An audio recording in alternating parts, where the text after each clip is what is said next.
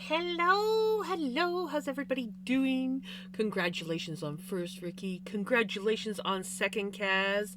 And you made a big girl purchase. Ooh, do tell.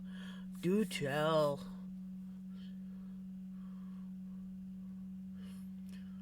$41.99. What'd you do? What'd you do? Ooh, nice. That's awesome. I've thought about getting stuff like that. I have yet to do that, but one day, one day. So I decided we're gonna work on sweater today. Take a break from spinning. I mean, I know applying's not gonna take too much to do, but we need to change it up, right?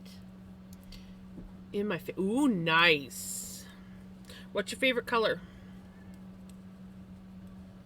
Coral. Ooh. Come on, Papa. Is the sweater in the way? Come here. Come here. Vinny. Vinny, come on. Is it the braids? Come on.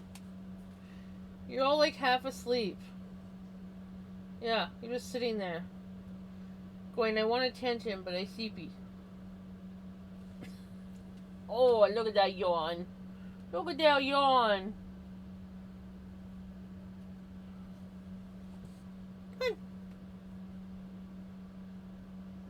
I'm too tired. It takes too much effort to jump up. Come on.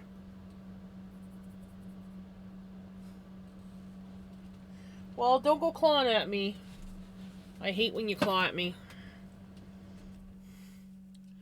They did not have the yellow, but they had my first favorite, which is curl. That is awesome.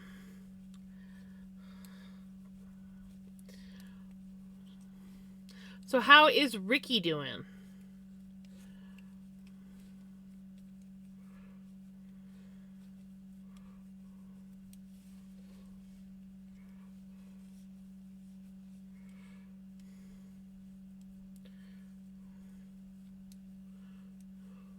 Nice.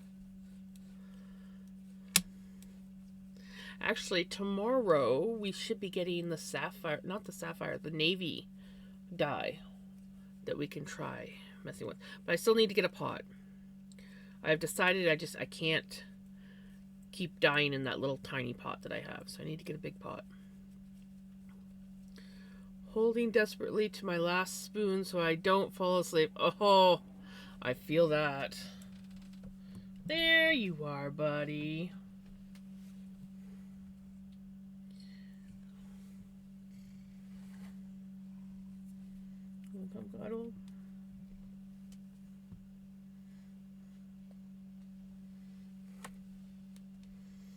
Took out Bob's.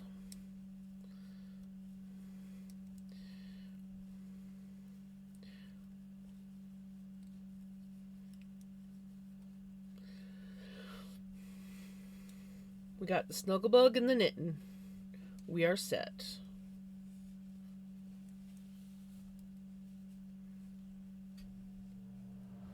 Hopefully that spoon will last for you and you can stay up to when you need to stay up to.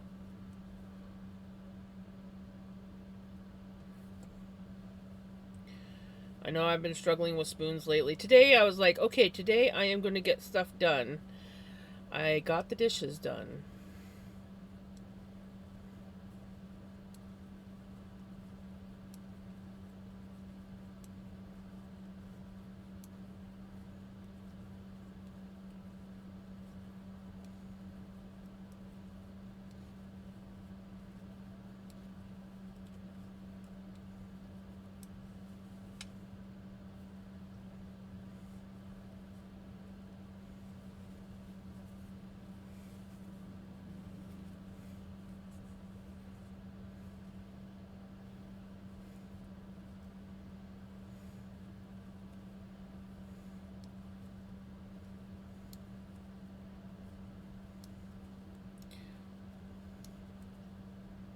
Oh, nice. 18. That is awesome. That is a good set.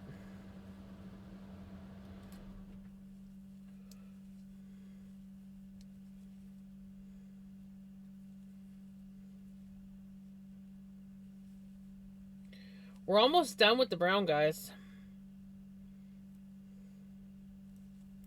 Pretty soon we're going to be going into the gray.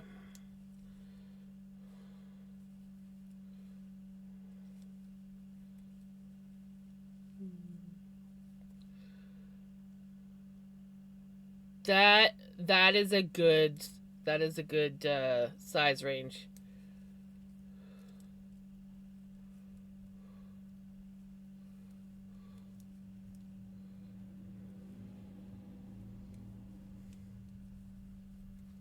Right?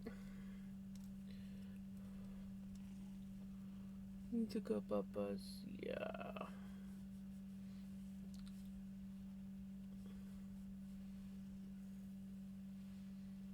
I brushed my hair today and I was like too lazy to do anything, so I just like threw it in two like super loose braids on either side of my head. But they are definitely loose.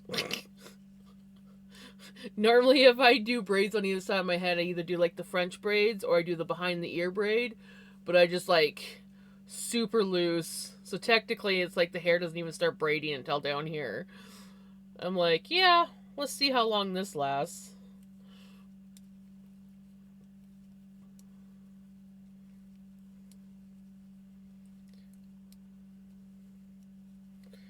I'm wearing the worst top for braids because it's got these little buttons and my hair gets caught on them all the time when it's in a braid.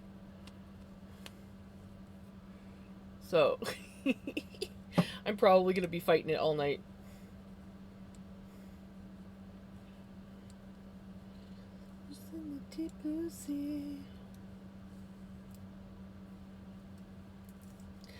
No, I'm really excited for you, Kaz. That is awesome. If I could, I think one of the reasons why I haven't gotten one of those is because those are a thicker handle and they're more meant for knife hold, and I am a pen hold, and I don't like the thicker handles. I seriously just love the simple metal crochet hooks.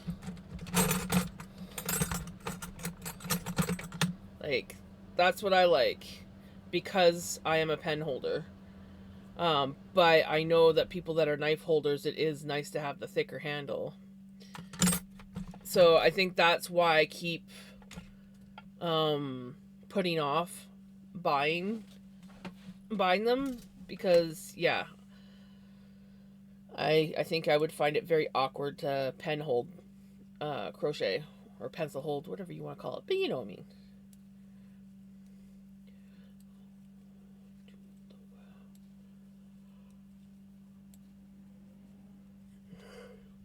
You're such a good bubba.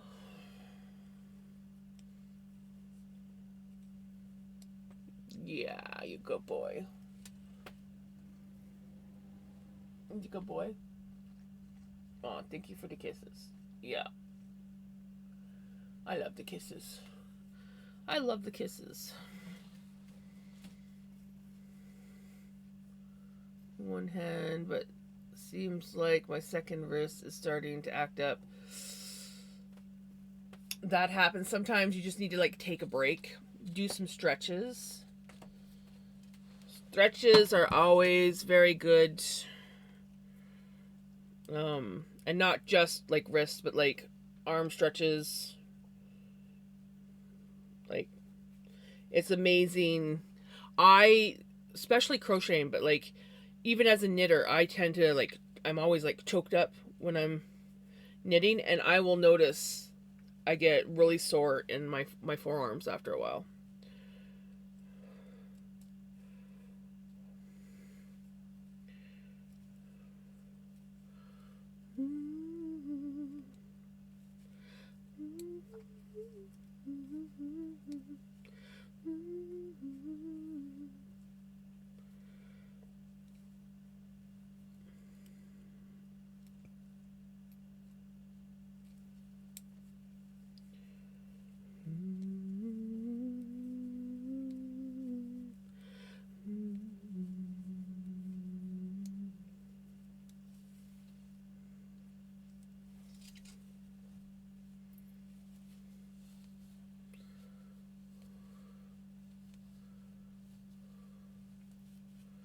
Right.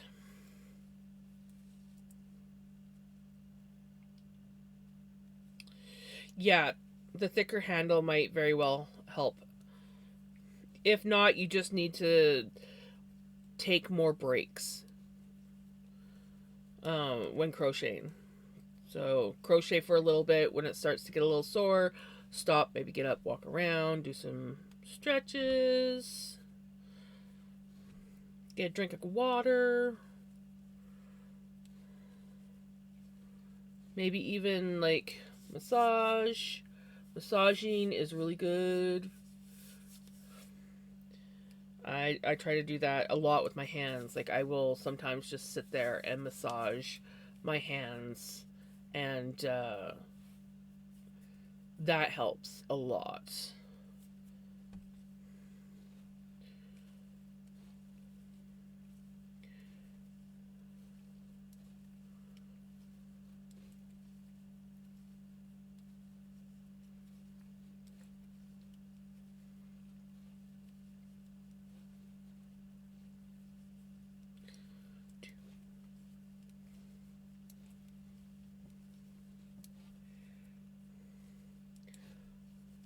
We are so close to switching to the gray.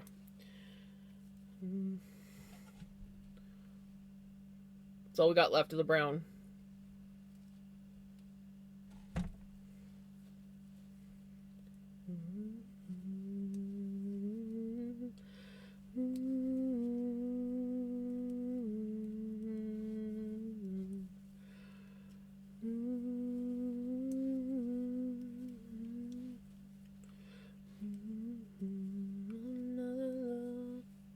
Another love, my tears.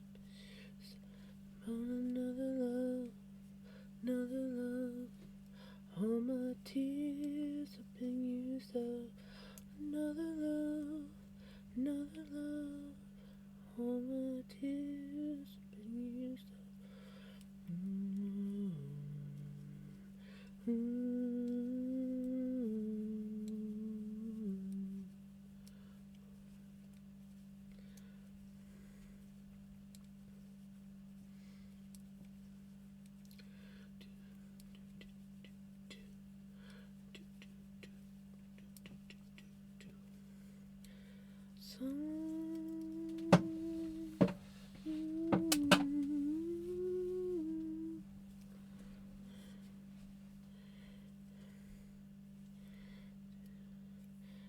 We got a nice creaky, clunky chair tonight, I guess.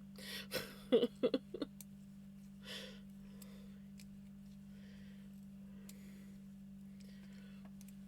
tears have been used up.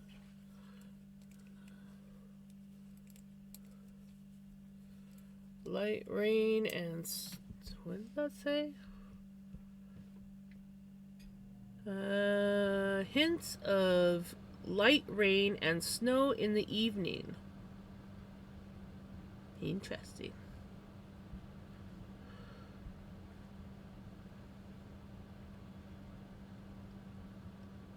Yeah. Oh no, that's the wrong town. Let's go to the right town.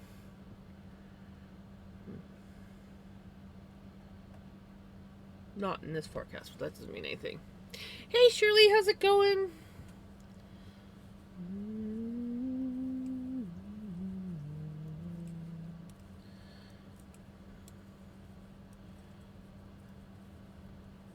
It goes, how are you? I am pretty good. I got a nap in this afternoon. I did not accomplish half of what I wanted to do, but I did get the dishes done. Still have not done the whole rearranging and junking out of the kitchen living room that I have been trying to do for like a week. But I'm just getting my spoons back. That's all. I'm just restoring all my spoons before they deplete again.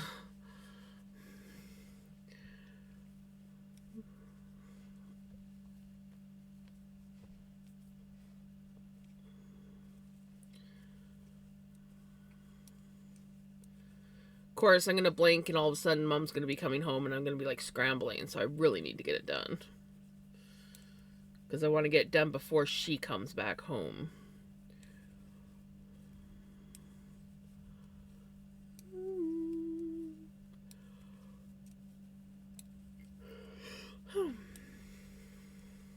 I apologize for the yawn. I'm going to say it just left over from my nap.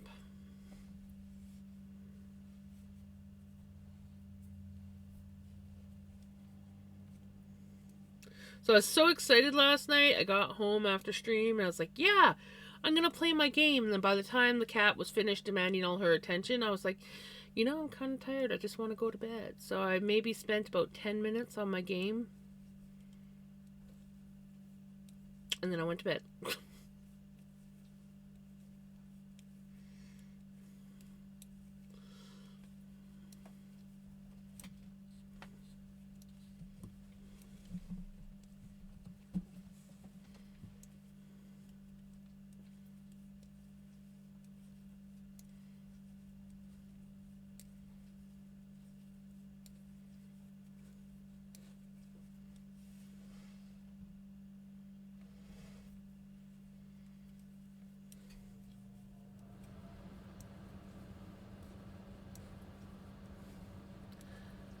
Can't remember. Was it today? Does anyone remember if it was today that Retro was doing his first day as barista training?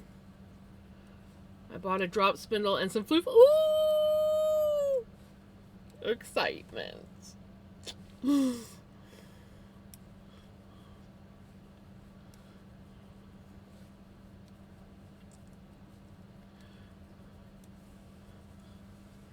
I am happy and excited for your journey. I found some unicorn floof on Amazon. Ooh, nice.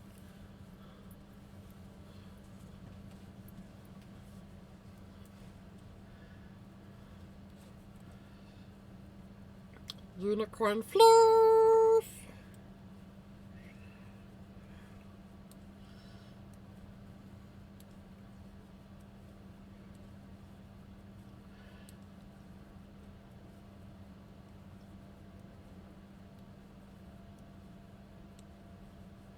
Yep. It happens. It happens.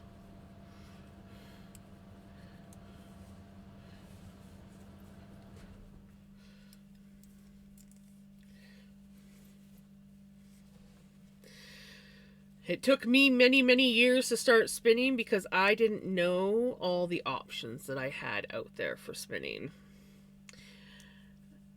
And then after I finally got my first wheel, aka Helga there behind me, that's when I started learning, oh, there's things like drop spindles, and there's this, and there's that. And hey, I can afford this e-spinner because, well, nowadays we have things like 3D printing.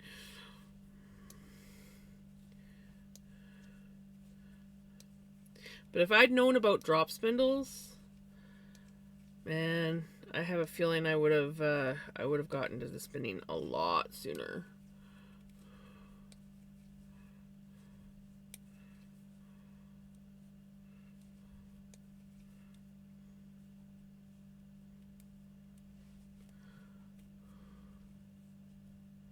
Yarn is a very expensive hobby.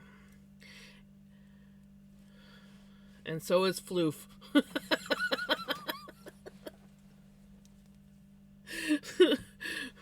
It's like, oh yes, let's get into fiber arts. Oh, did you know that it's this expensive to get into fiber arts? And people are like, oh yeah, make me a sweater or a blanket. And you're like, uh-huh. And are you going to dish out all the money for the supplies and then pay me for all the freaking labor involved in making said item? It's like, here, I bought you a ball of yarn. Can you make me a sweater? I could make you a scarf.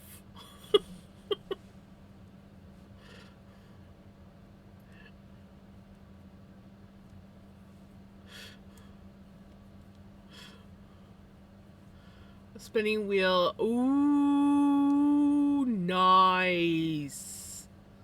That is a really good deal, especially if it is an actual working spinning wheel. You got to be careful with spinning wheels when you look at things, because a lot of people are selling things from their like grandparents or their parents after they pass away, and there are some very convincing fake spinning wheels out there because they were a thing back in the day. So they will spin, but they don't actually have things like orifices where the yarn goes to the hole, or they'll be missing a crucial part that actually allows the yarn to spin. That was 2 balls of yarn, and you did I think it was 2 balls. Was it the 2 balls? Yeah, it had to be the 2 balls because I didn't have. Yeah, okay, so it was 2 balls of yarn and then a little bit. So I ran out and I had to use this gray. Because you did two strands of yarn at once. So I originally thought that I bought enough, but because you had to double up the yarn, it shortened it. So it was 2 balls and then a bit to make this.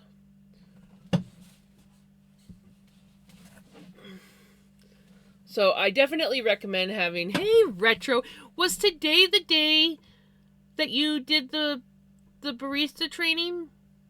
I can't remember. I remember you talking about it. Ooh, how'd it go?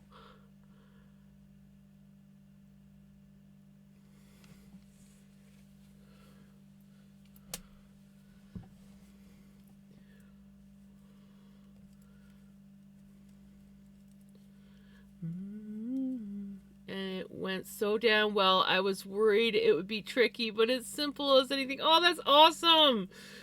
Next thing you know, Retro will just start posting pictures in Discord of all the fancy designs he eventually learns how to make on top of the fancy coffees.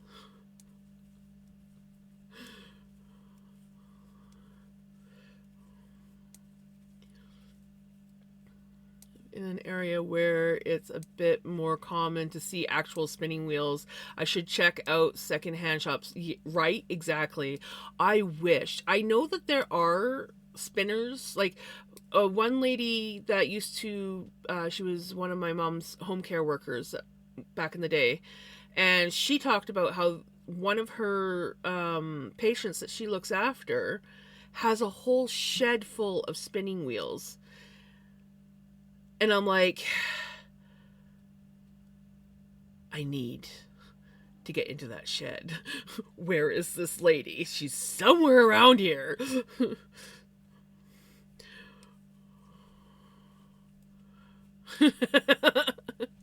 Oh, I know. I'm just saying. That's why I said one day. Not like, soon. But one day. Is getting the right amount of milk. Yes. Yeah. Yeah, the milk. I remember I used to hang out. One of my roommates' aunts owned a coffee shop, and she worked there. And I used to hang out there all the time. And that was one of the things, like when she was training new girls or people to do the stuff. That was one of the things. There was always like leftover milk.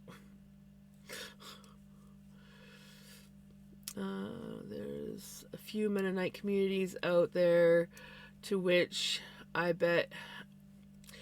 Yeah, I have. We don't so much have like a Mennonite like community, but we have Mennonites everywhere in this town. There's actually 2 groups of Mennonites in this town. Ones that wear the white bonnet and ones that wear the black bonnet. That's all I know about them. Our neighbors are Mennonites. Super awesome people. But we also have some Mormons, as in the more than one wife kind of Mormons that kind of like live in and around the area, and I'm sure some of them do that kind of stuff too. So like we have a good variety of people in here. It's just most of them are old now. So we do have a younger community, but it's swarmed by elderly community. So we got lots of that stuff. It's just they're all like locked away and nobody knows where any of it is. And like I see lots of stuff like if I lived like an hour west, I would have way more opportunities of finding things. But where I live, I'm just kind of like in that group where there are people there, but nobody's getting rid of their stuff in my vicinity. It's all like an hour or two away or up north a couple hours or so. And I'm just not gonna up and drive to a town that I'm unfamiliar with to I'm just like, yeah, no.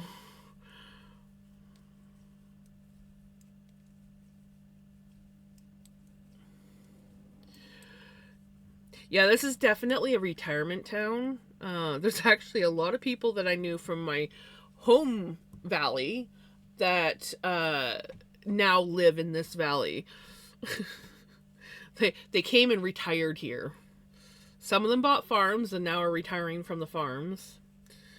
We're actually getting quite um the ethnic community going. Like we have a lot of um Indians and Koreans and I think we even have a growing like Jamaican community coming in now. So it's growing, and I like that we have an ethnic grocery store now, and I keep wanting to go to it because they have like my aunt said she went there looking for something. She's like, they've got everything there, and I'm like, I want to go to it so bad. Decent food. Our grocery stores here are just they're getting worse and worse. It's like you used to be able to get an item and now suddenly you can't get it anymore, and you're just like, seriously? I hate small towns. But I gotta start looking at the ethnic grocery store because they've got like everything there. So maybe I can like find some like really cool like novelty things that I normally wouldn't get here, but because they have the ethnic store, I might be able to get some good stuff. Hey, crazy! Isn't it a little bit early for you? I don't think I'm used to you coming in this early. It's awesome. Maybe you do come in this early and I'm just losing my mind. That wouldn't be uncommon for me.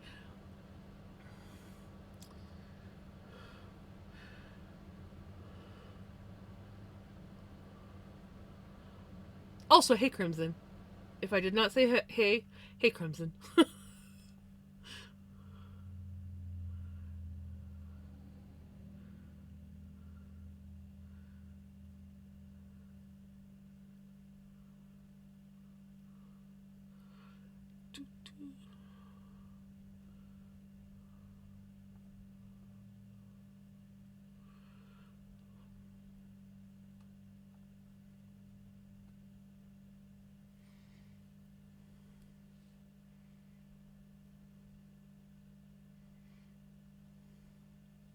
Right? Yeah, no,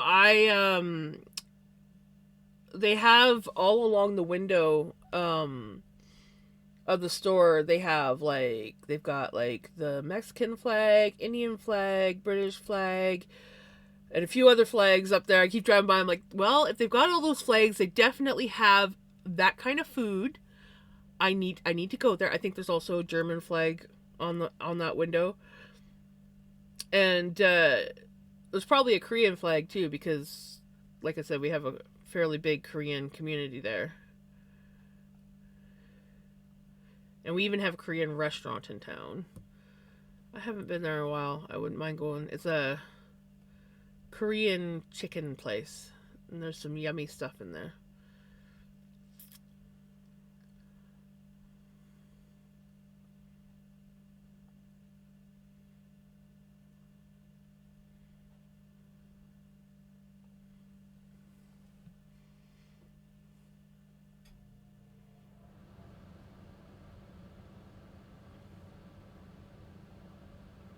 You feel like you've lost over 10 pounds? Is that a good thing or a bad thing? From today, I got a new job, so gotta wake up early. Ah, waking up early. It is time. It is time to be a responsible adulting person.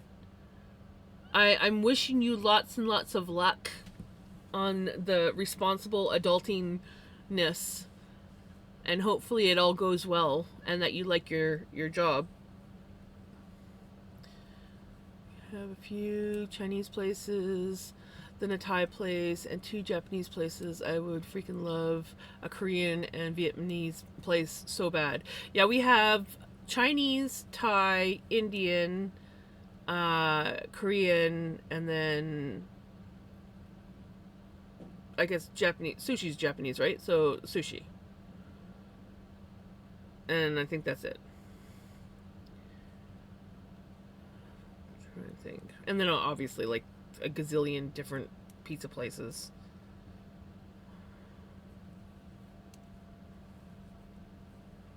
But pizza is just pizza. It's not really anything nowadays.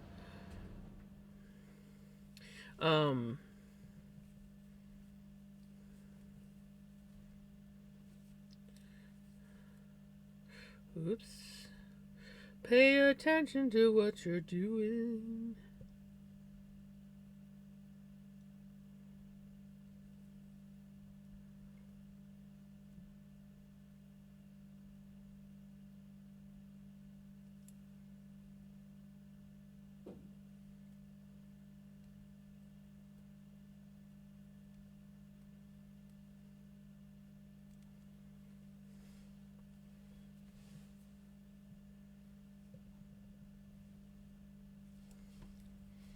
I know I'm doing now.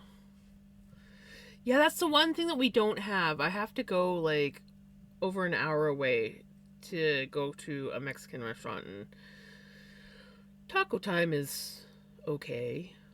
It's not Taco Bell, it's Taco Time. It's okay. I've been there once or twice.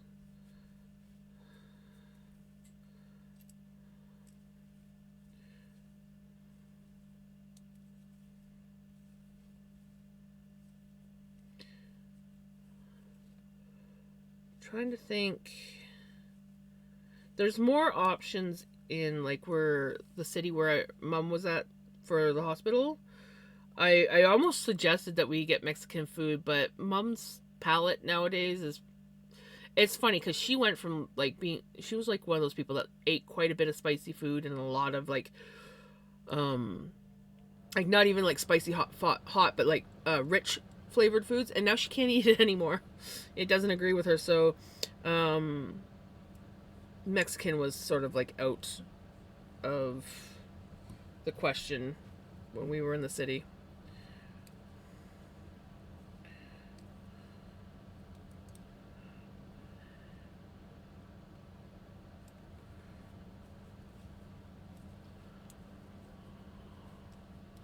Was Mexican, and I learned how to cook pretty good Mexican food living with them when I did. Nice.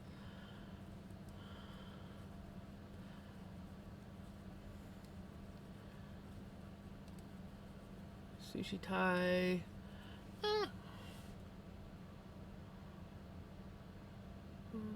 Thai, Tex-Mex, and Indian, but I would love a Korean and Vietnamese restaurant here, right?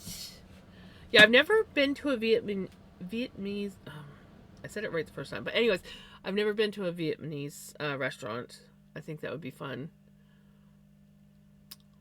Lip balm. Hey Jenny, how's it going?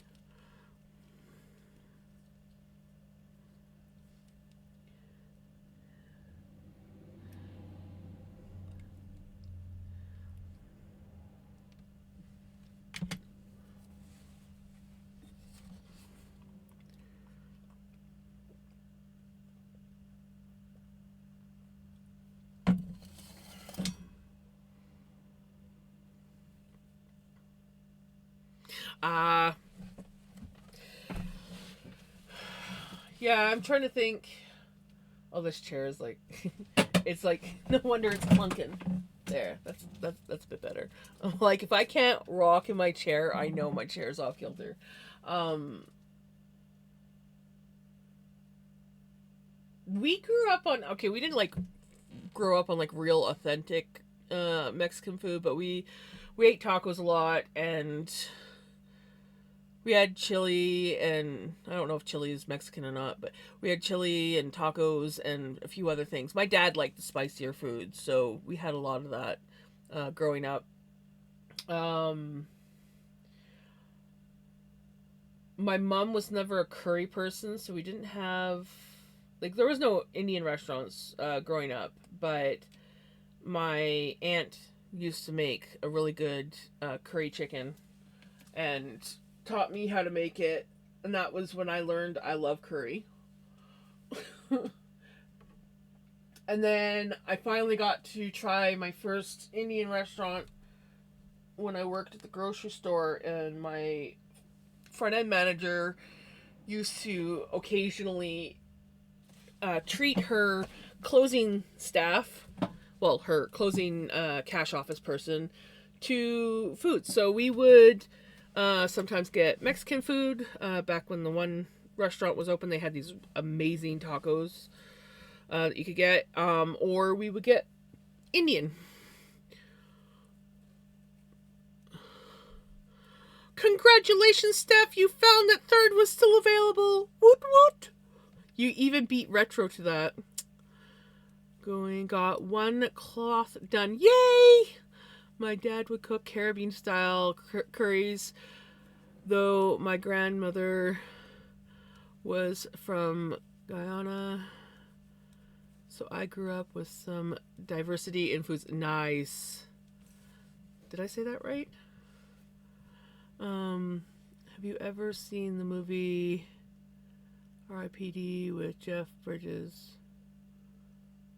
Maybe. I'm terrible with movies.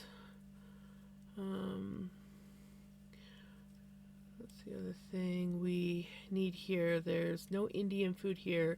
I only actually tried Indian food for the first time last year. I want butter chicken again so bad. I need to learn how to make it.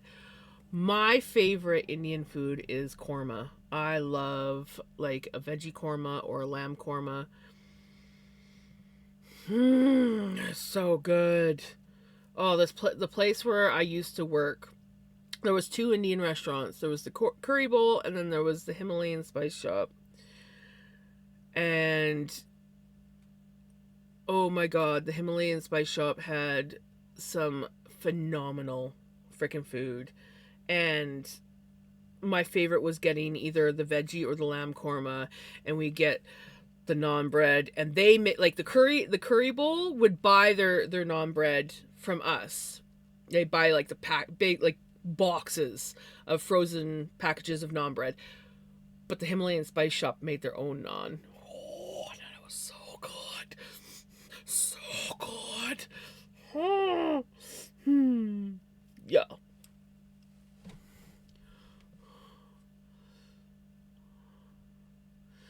It's cold. I want to wrap myself in my blankets again. What's the temperature? I go by Celsius. I don't know if you go by Celsius or Fahrenheit. I can look it up if you go by anything else, but right now here it is, last I checked, I think it was like -1.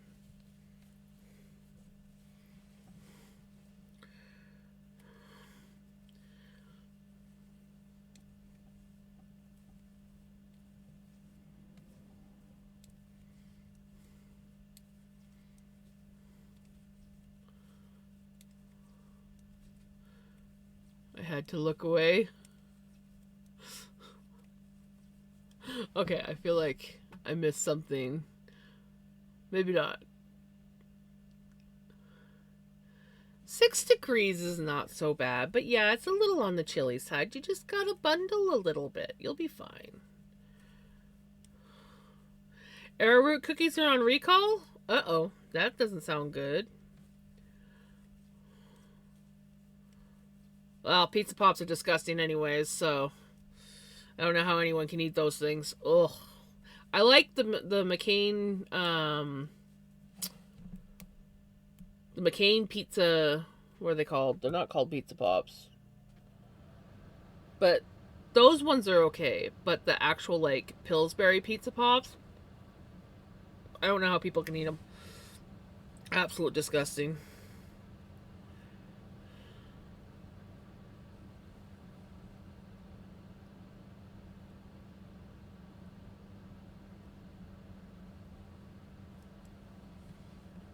Pockets, yes, pizza pockets are good.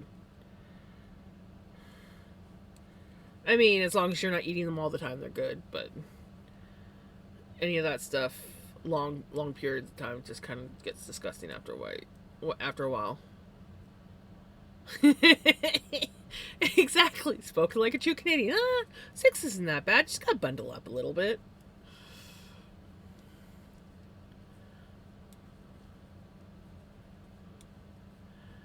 Trust me, you don't want a pizza pop. They're disgusting.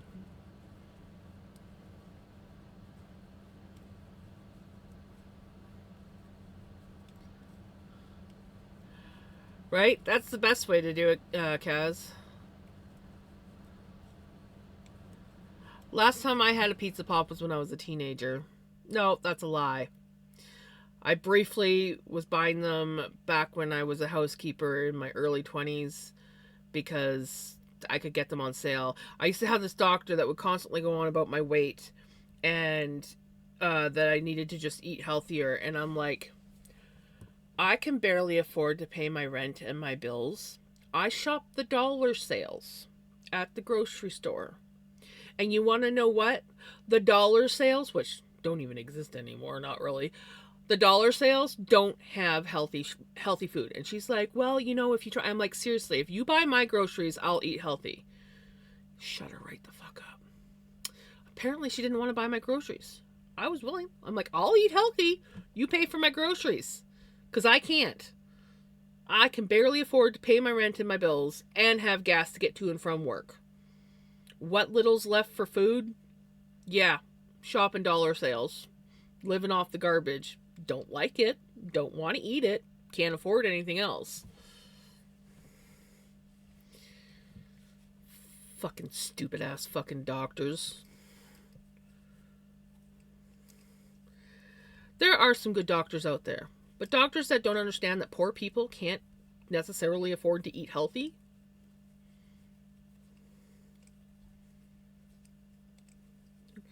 When I got with my husband and, could actually grocery shop for the things I wanted. Oh, I'd rather have a doctor call me fat any day. When a doctor calls me morbidly obese, I want to punch them in the face.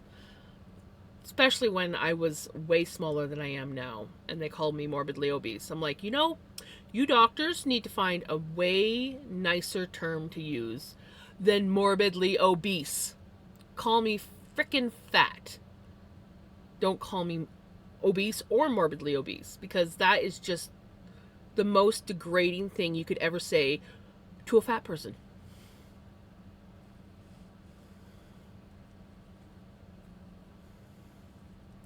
Yes, there are a lot of crappy doctors. Yeah, that doctor, every time I went to see her, all she ever wanted to talk about was my weight. And I'm like, seriously?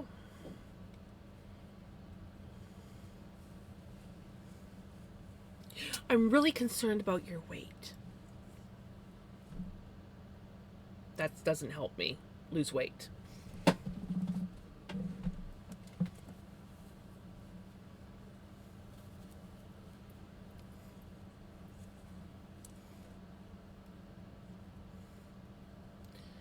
Yep. It is. Doctors need to come up with another freaking term because, yeah.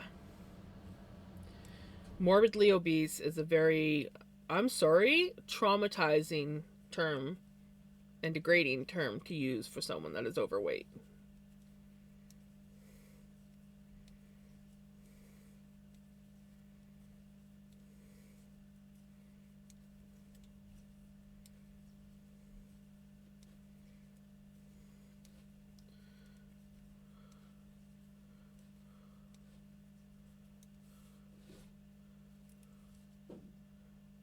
Right?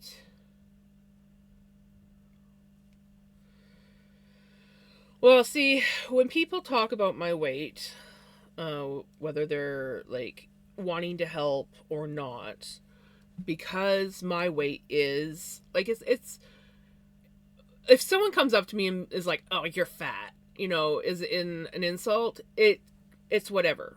But when I have like friends and family members or doctors or whatever, and they're like, "I'm really concerned about your weight. I really think that we need to do something about it." That just makes me spiral and eat. So I'm going to more likely gain weight.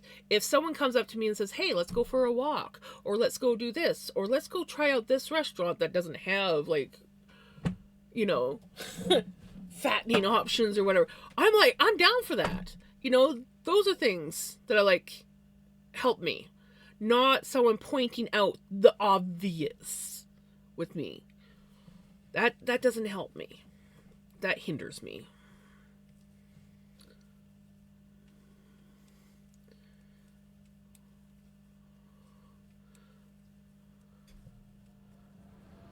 Right? I have gained a lot since I haven't been working and have been taking care of mom. I mean, I was already heavy, but I have definitely gained a lot more since moving here and taking care of mom. I'm not as active. Before, I was working in a grocery store and I was constantly from one end of the grocery store to the other doing stuff. And then I was always like going for walks and hikes with my friends. So I was big, but I was like in shape. Now I'm not so in shape, and it's harder for me to do things, and that is uh, that is making it tougher for me to lose weight. And I'm getting to that point in my life where losing weight gets a lot harder. So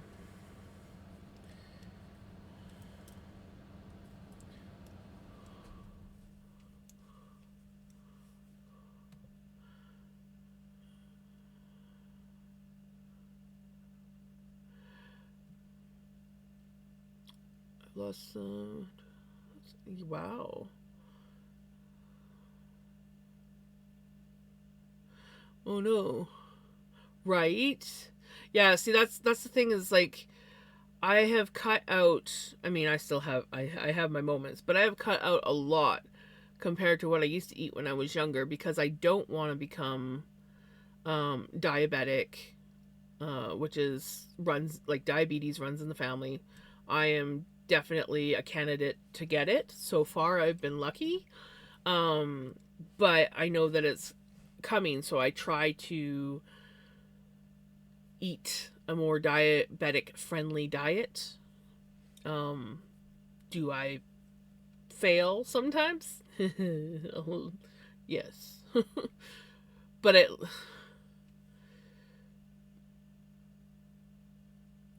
was gonna say type 3. Um, yeah, my mom's type 2, my gran was type 2, my aunt is type 2, my great uncle was type 1. Um, and I feel like there's somebody else in my family that has it. I just can't remember. But since I was like late teens, early 20s, people are like, "Oh, you should go get checked for diabetes. Oh, you should get checked for diabetes." My doctor was always so sure. He's, the doctor that called me morbidly obese was always so sure that I was going to be diabetic, and I love throwing it in her face that I was not.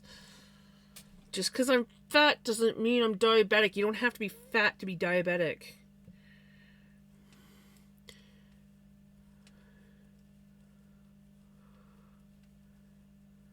Yeah. Um, but that's the thing. It's like, people that struggle to gain weight, it is also um, hard on them when people comment like, "Oh, it must be nice to be so skinny. Oh, he's so lucky," because sometimes it's not. Sometimes those people struggle to have a healthy weight. I have a friend that's like that, and it really upsets her when people talk about her weight, because she struggles for every bit of weight that she puts on. Super overweight. He was just very right. Yeah, there's a lot of things, and a lot of things can cause diabetes, and it's sucks that the stereotype is, oh, you're fat, you're gonna get diabetes, or you have diabetes.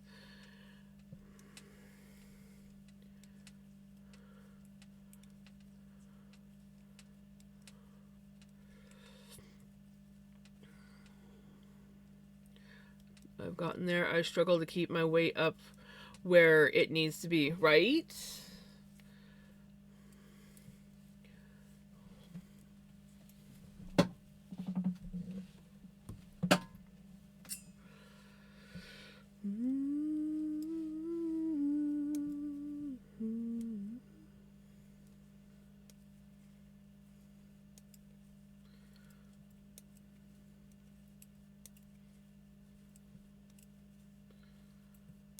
I've been on both ends of the spectrum, and no matter what I was at, people had something, right?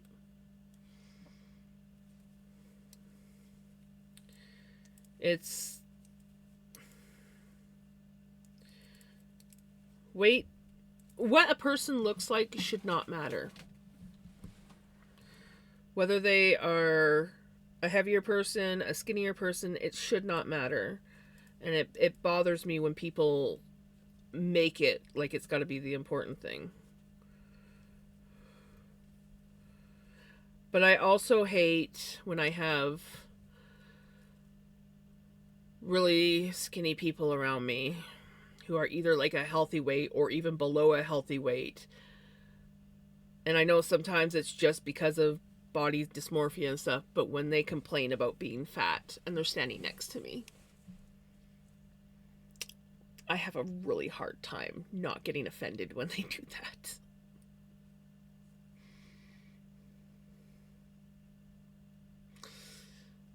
I try to keep my mouth shut, but there are times.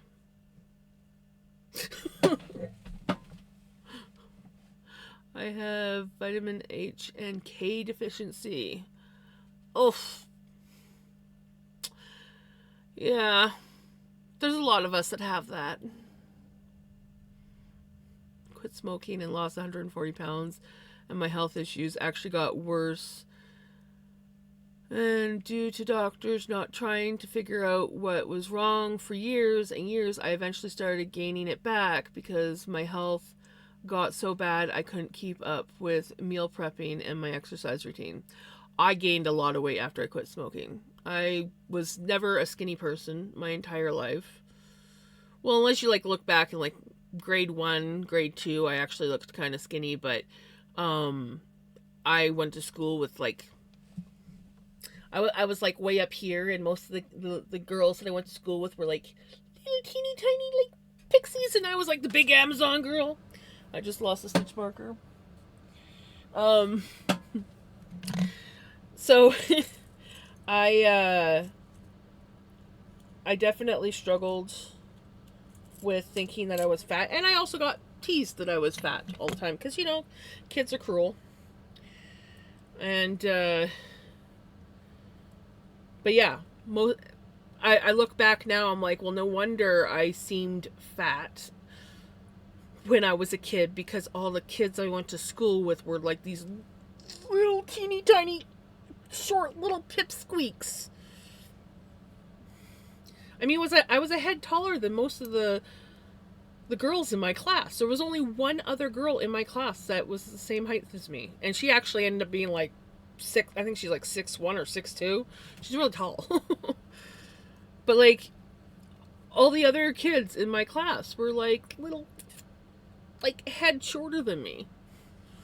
I was a tall kid. I was a big kid. I wasn't like big like I was just Amazon freaking serious. I was a big girl. As in tall. A friend told me the other day she needs to lose weight, so I said to shut up. There's nothing for her. Even though I'm skinnier, I can see that she's fine. Yeah.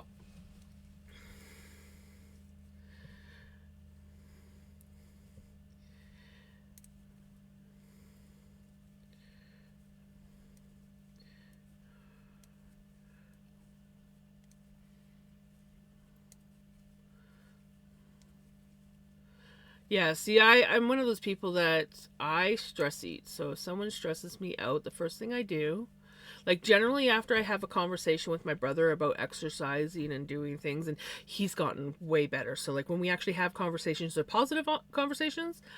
But the first thing I want to do is go get like a donut or a burger or something, and I'm not even hungry. I just it's like a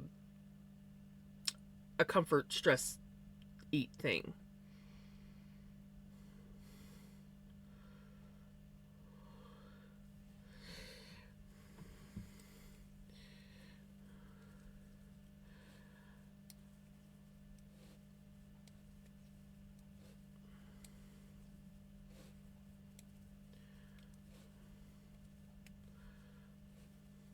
Yeah, it's never good to lose a lot of weight too quickly. I want my clothes to fit and to feel physically fit. I was more confident in the way I looked in 2024 when I was 100 pounds heavier than my lowest weight. I was physically fit, though, and eating and overall healthy, right? Yeah, like when I was a housekeeper, I might not have been like skinny, but I was active. I was a housekeeper and I used to go hiking all the time. When I lived with my one friend, she was a vegetarian and she was constantly like very health conscious cuz she had body dysmorphia issues. So we always ate healthy. That's one thing I liked. She ate healthy food. So we were always eating healthy foods. We were always going for hikes. We were housekeepers. We were very active. I was a big person, but I was active and I was healthy and in shape, and I liked that. And I'm not so much anymore. Um, I want to get back into being able to at least go for like decent walks and stuff. Though I prefer hiking. Not gonna lie, I prefer hiking. I love going hiking.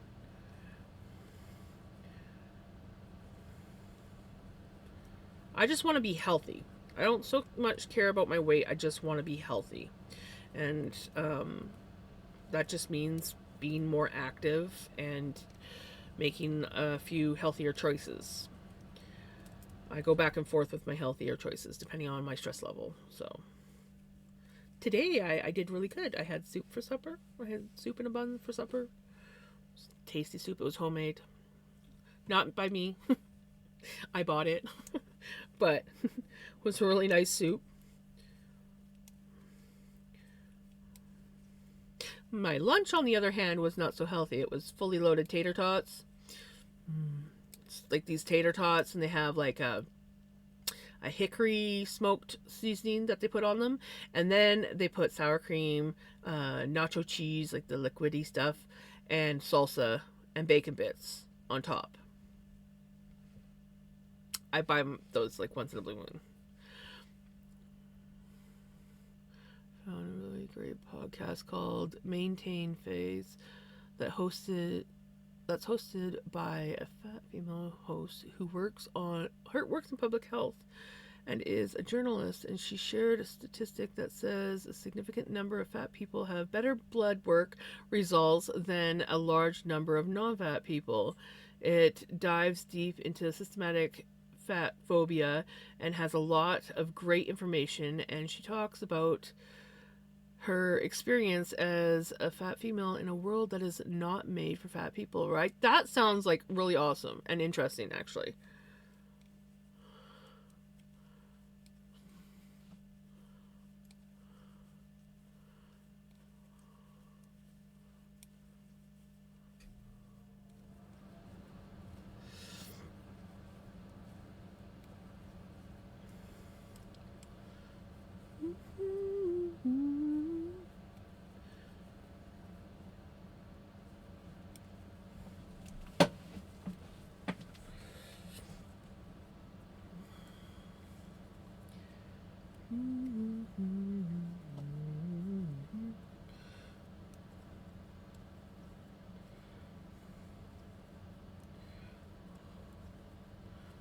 Easy listen, and she and her cohorts have great.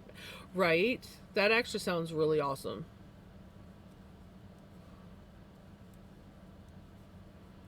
I'm gonna have to look that. I might have to look into that one. It actually sounds like something I'd be into. Ooh, guys, we're almost done the brown. We're about to go into the gray.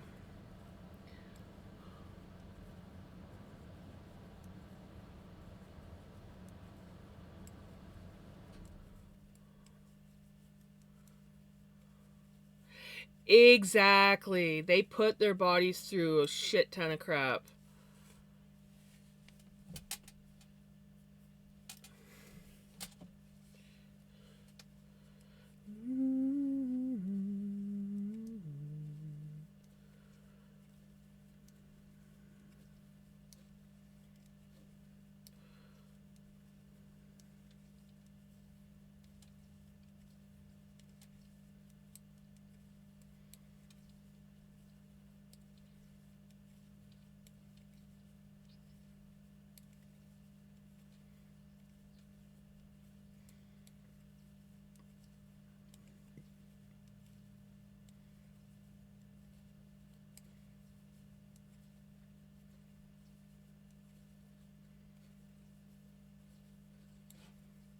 Side note, I love the colors. Thank you. You talking about this one or the one I'm knitting? This one was so fun to make. This one was also fun to make. But yeah. To get this sweater, I spin up random packages of felting floof and make yarn like this. And that's how I got this sweater.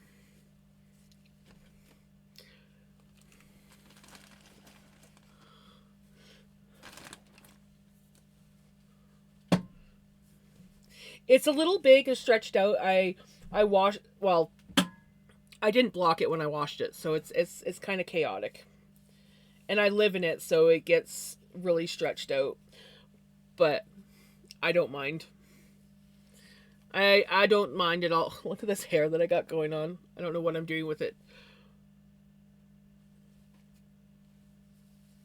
It's getting hot, so we'll just put it behind me.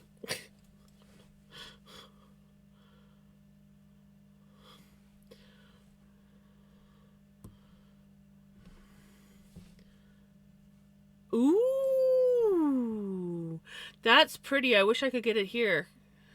I have a feeling that I cannot. That's the thing, is the American Amazon has way more stuff on it. Oops, I forgot to change my camera. If my camera lags, it's okay. It's just because I went into Spotify without switching screens. I forgot it.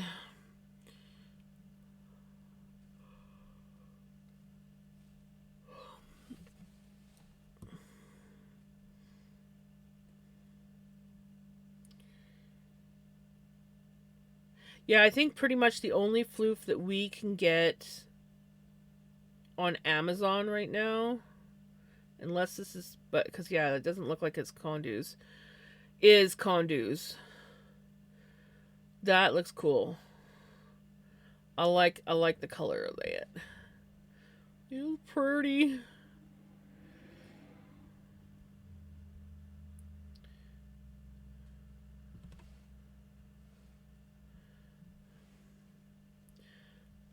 Let me see. So, because they have changed. Like back when I first started spinning, they didn't even have Condu's wool on Amazon. So like, I've noticed they're getting a lot more as fiber art's getting more popular.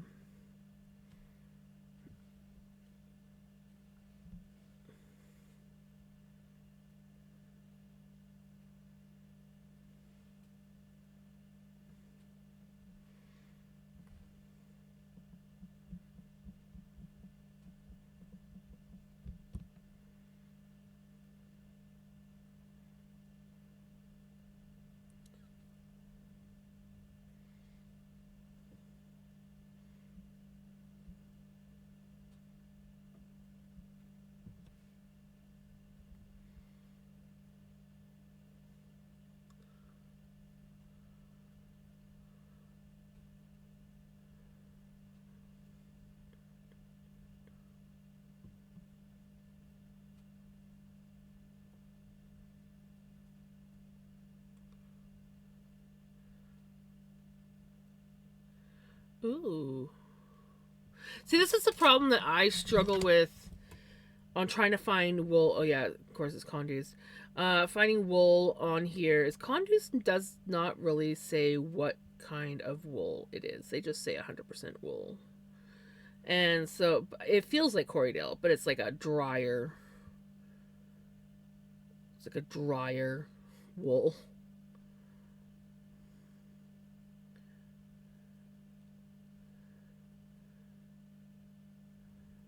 Let's see.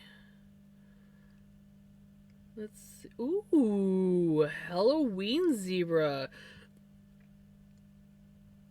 I'm looking at some Condu stuff here. I don't know what size they are, but they're like little balls like you were showing me. No unicorn, but there's some pretty colors. But there's an orange and black one, and I'm like, ooh, I like that. Ooh, lemon yellow, that one's pretty too.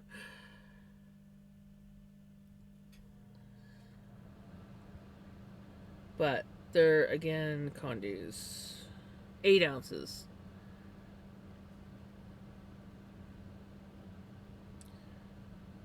Condus.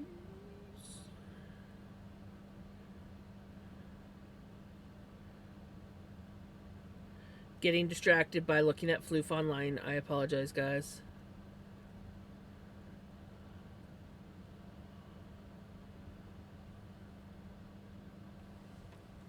I'm posturing right.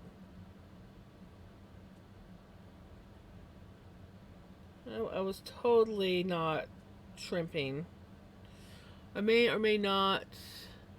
I definitely did catch one of your streams where you spun from the right.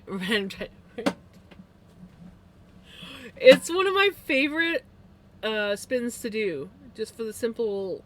Oh God, see, that's so cool. I wish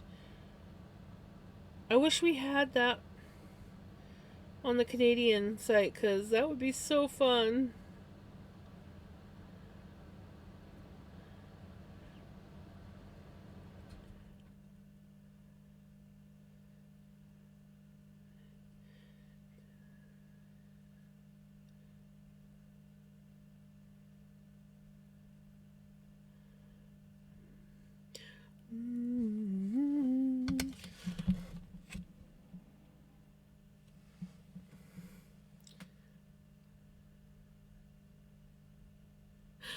I'm putting my phone away so I don't go down the bunny hole. Besides, like it's all the nice stuff is on the American Amazon, and I don't mind Condu's wool, but it's not the nicest. Like, it feels like a Corriedale. I think it is like a Corriedale, but like my stuff that I get from Argentina is softer. So, like, I find Condu's wool quite dry.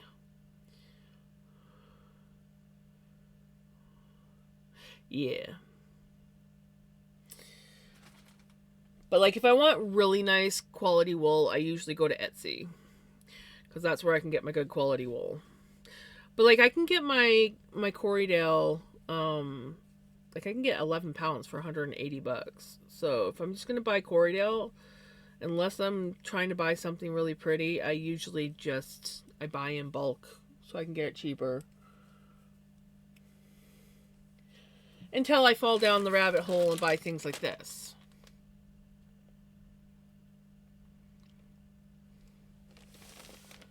I can't wait till I dye this. We're going to be dyeing these 2 braids here. And we're either going to be dyeing them like this blue, or I got a navy blue dye coming. And then we're going to be blending it. So it's going to have other stuff mixed in. Exactly. When you're buying from Etsy, you know what you're getting usually. It's just hard to buy off of Etsy because sometimes you can find affordable floof, but the shipping is not. I've seen floof that's like, oh, look, I can afford that, and then you look at the shipping, and the shipping is actually more than the floof, and you're like, never mind.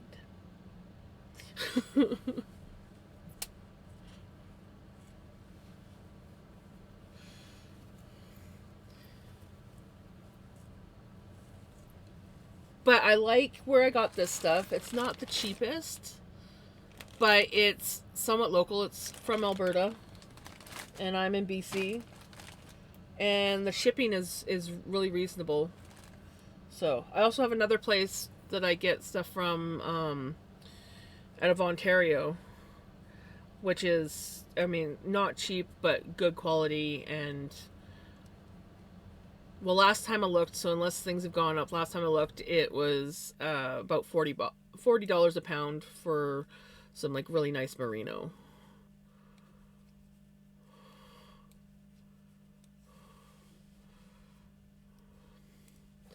Right, Kaz?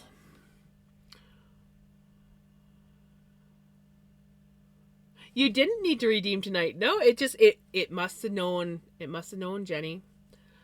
It's like, oh, let's treat Jenny to some good music. I can't wait till you get your new internet, Jenny. That's gonna be awesome.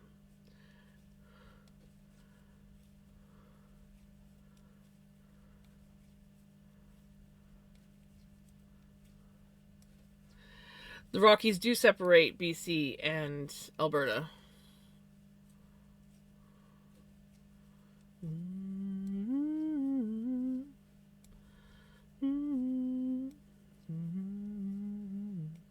Yeah, I think there's. I'd have to look at the map, but yeah, I do believe parts of BC are on the other side of the Rockies.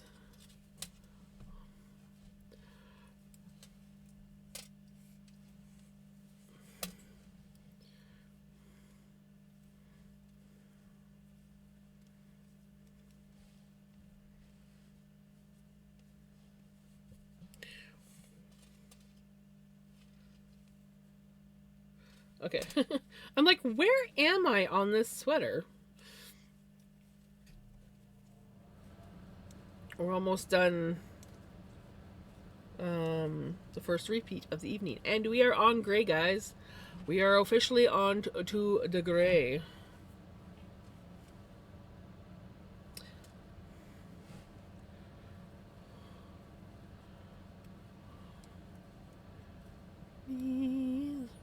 Both fantasy.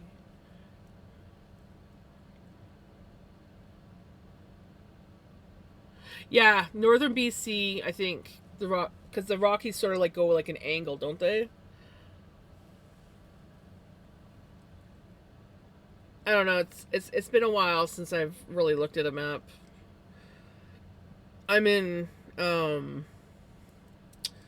southern BC, so and I've never been farther north than. We'll have to look at a map, but like Golden, Kelowna, I think are the farthest north I've been in BC.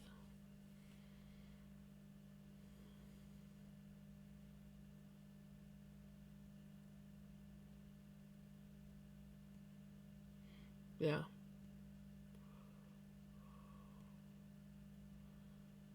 Hey, Passion.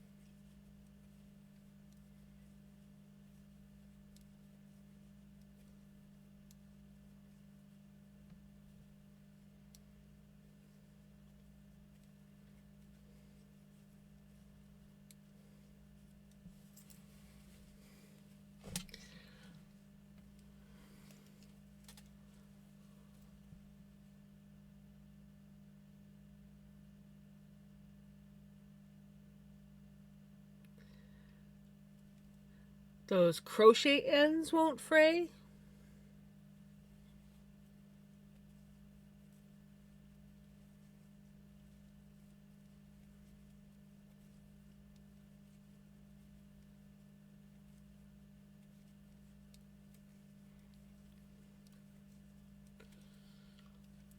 just like how Ontario and Quebec are pretty much completely separated by the Ottawa River. At the top is James Bay, I think, and at the bottom is the St. Lawrence Seaway. So I'm getting my hook tomorrow. Right? Oh, that's exciting.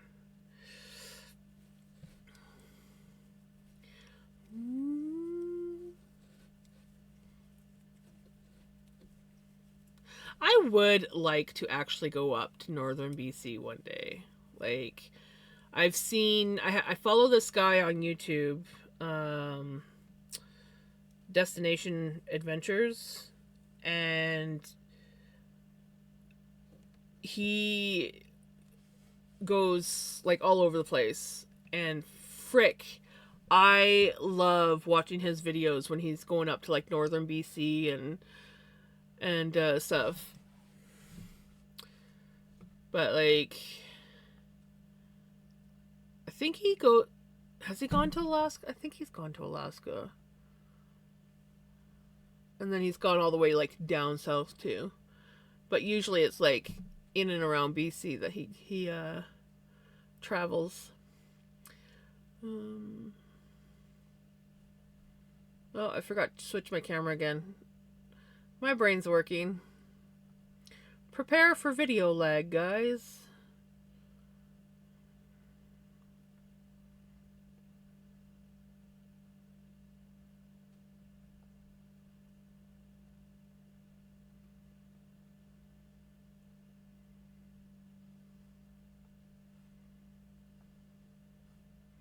I'll try not to move so much.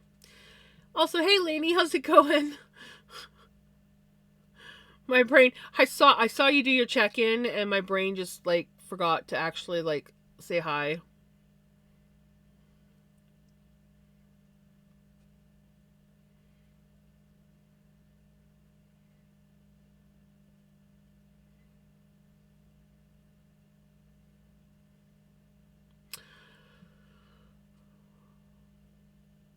Florida to Alaska.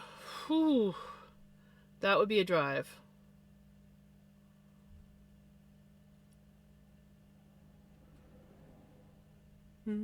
Addicted to this game. Oh, what game?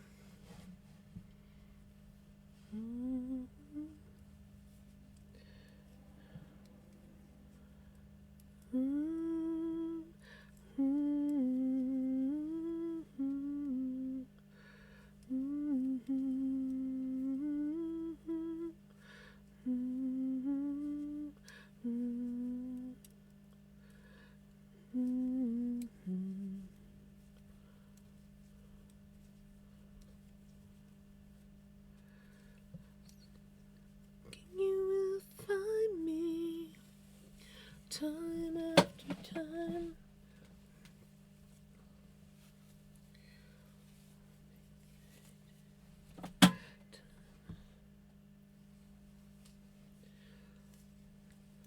You will find me time after time.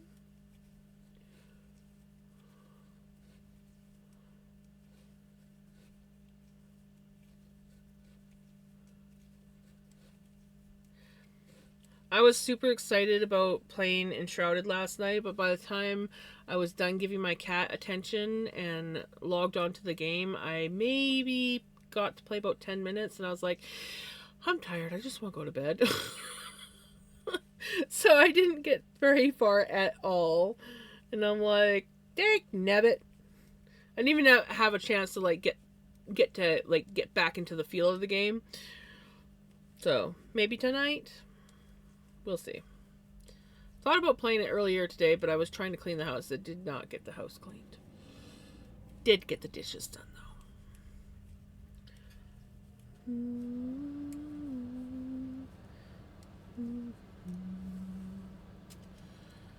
though. I end up, like, just, like, mostly watching, like, TikTok and reading on my phone. That was pretty much what I did today, instead of doing what I was supposed to be doing, which is cleaning. Cleaning and organizing and junking out. Did not happen.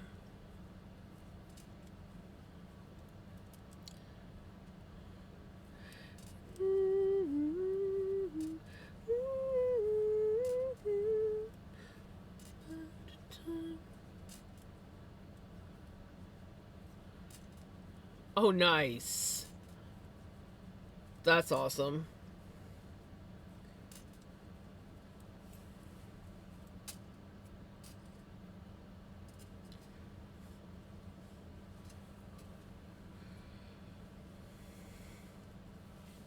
I thought about taking a trip to the dump today.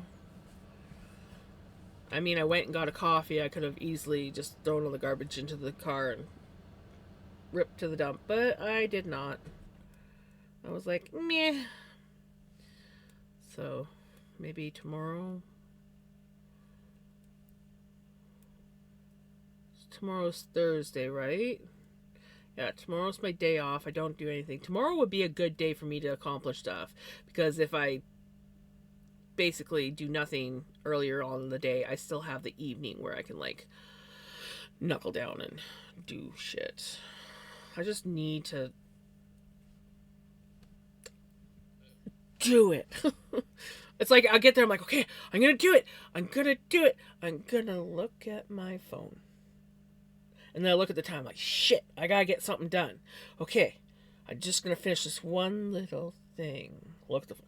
Crap! It's been like 3 hours. I gotta charge my phone. I should do this while I'm charging my phone. Well, maybe I'll look at this one thing first. I think my phone is the problem. I'm starting to see. I'm starting to see the pattern of the phone being the main focus of everything. Maybe that's the problem.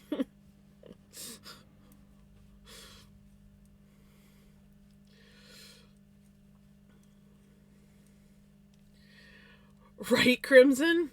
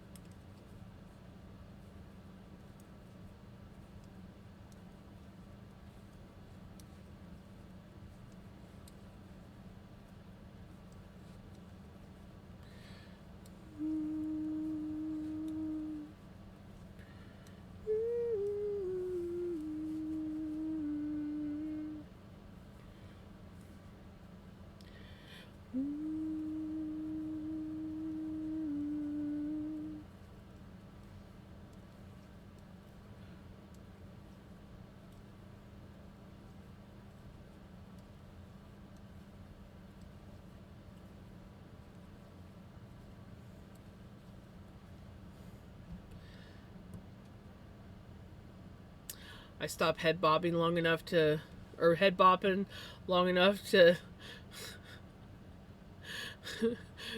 see Crimson writing a message of look in Discord. You'll see a Dalmatian and a sombrero. I do see a Dalmatian and a sombrero. It's a really cute Dalmatian and a sombrero.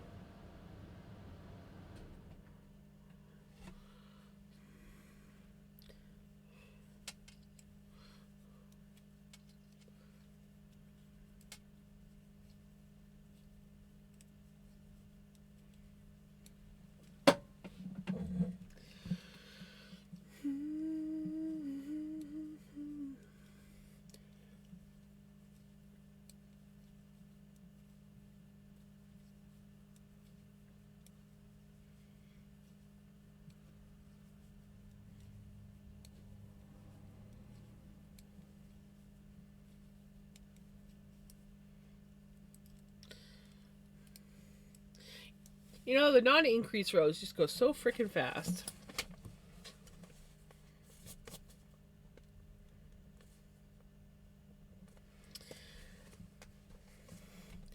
$15 more repeats, which means 30 more rounds, and we can separate for the sleeves. Heading out to work, see ya. Take care, crazy. Have a good day. I will be sending you lots of positive vibes.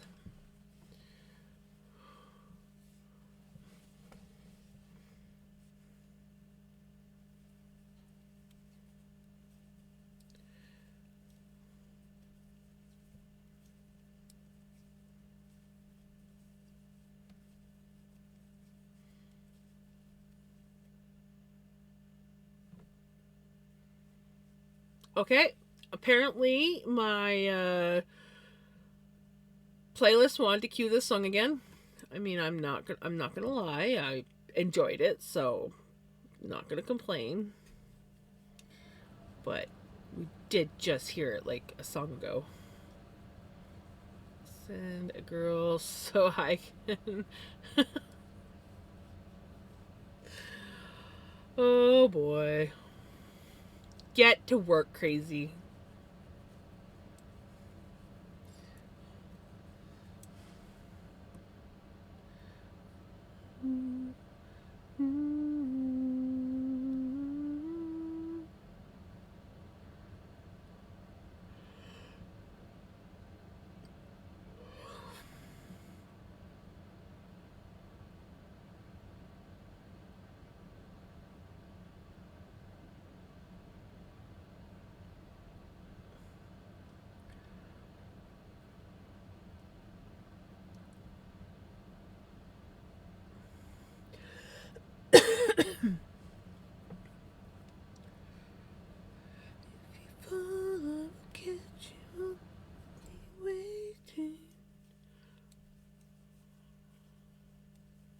Yes.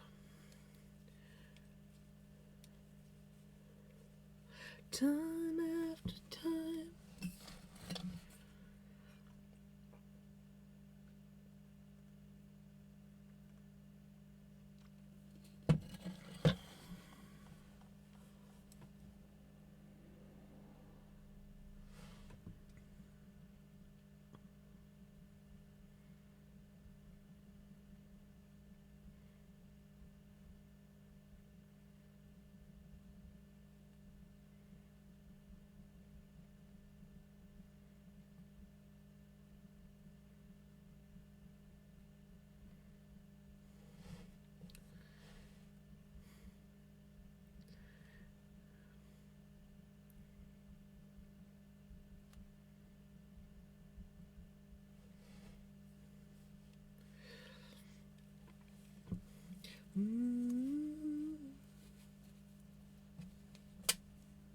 Well, I know Sarah McLachlan is. I'm not 100% about Cyndi Lauper, though.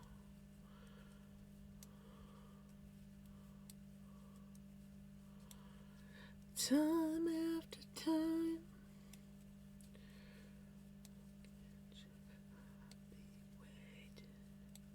Time after time.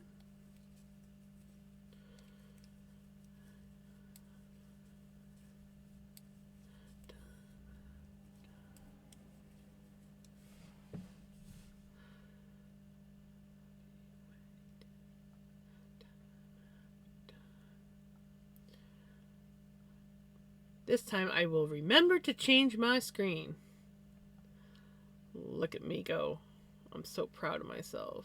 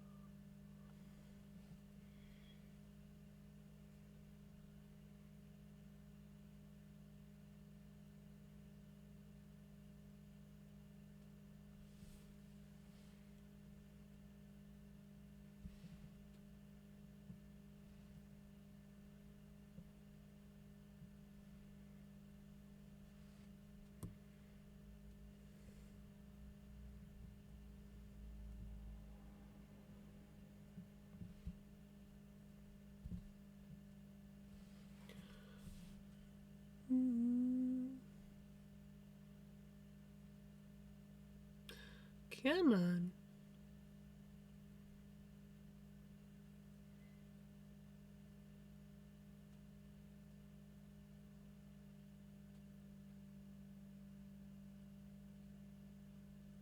Here we go.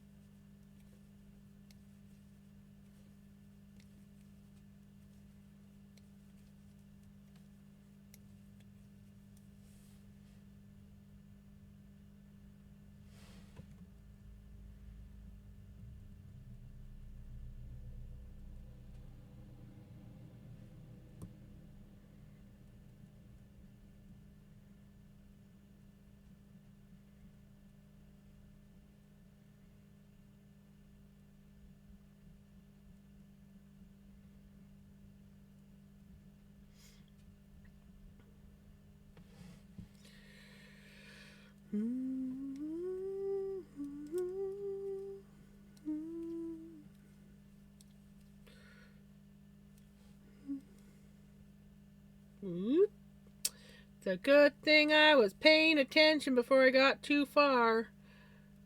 We are on Ingri's round. Right? I hadn't heard of it before either. This time I saw the music video when it first came out. Yeah, that was a good music video.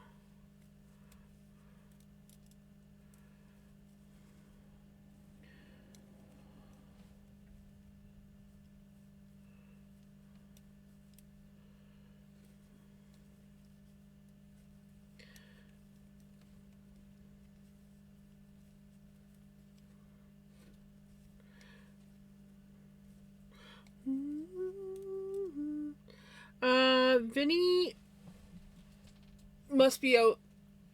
Maybe they're both. They might both be out in the living room. Let me take a boo. Let me take a boo. Take a little tickety boo. Tickety boo. Boo, boo.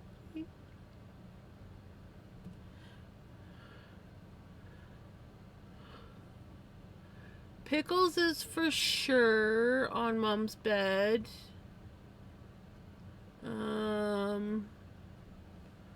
me check the other camera. I now have two cameras in the living room to check on the cats. So let's see what the other camera's doing. I see a Pickles, but I don't see a Vinny. So not sure where Vinny's sleeping. He could be on the chair. Hold on, let me look. Oh, he's definitely on the chair because I got stuff piled on there now. Oh, he's probably on top of the dryer. That's where he's gonna be. He's sleeping on top of the dryer.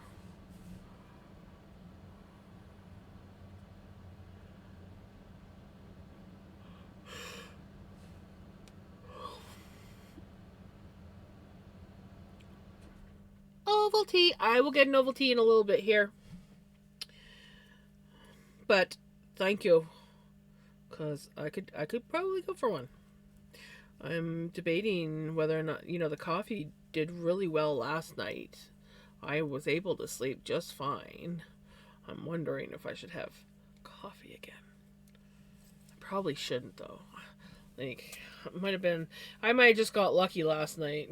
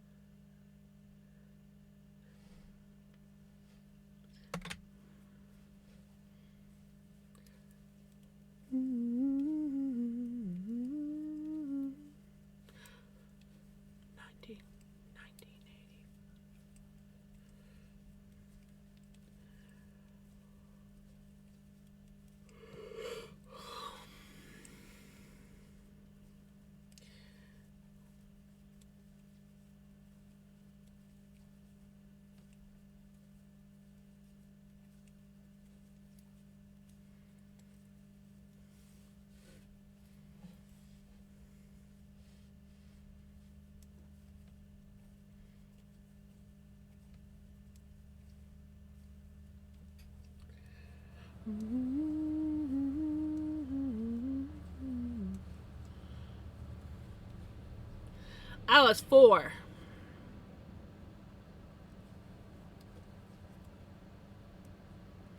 Oops, yeah, we don't do that. It's really easy for me to figure out my age because I'm just like 1 year less than the year, at least obviously within change. So I'll be 46. Not 46, I'm aging myself. I'm going to be 45 this year. Let's be 46. Age is just a number to me now. But yeah.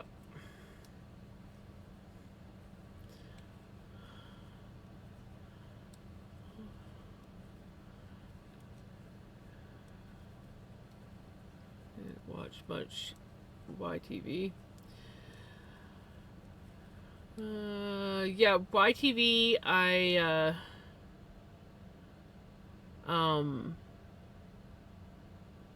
saw when I started watching it when I was like basically getting out of that. We just finally, because I grew up, we had 13 channels. So we didn't have a lot, and then we actually were able to get more cable, and we were finally able to get YTV. So I was watching YTV probably long after I probably would have watched it if I had gotten it when I was younger.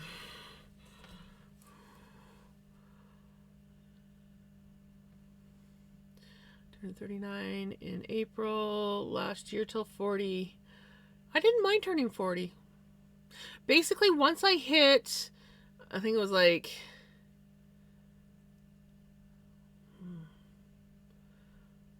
29. No, I'd say once I hit about like 31, 32, I just sort of was like, I'm happy with whatever. Like, I was never bothered with my weight age. Like, from like 23 up to 30, I was like, okay, I'm a year older. I don't know how I feel about this. But once I hit like about 32, I was just like, it's just another year. Doesn't bother me.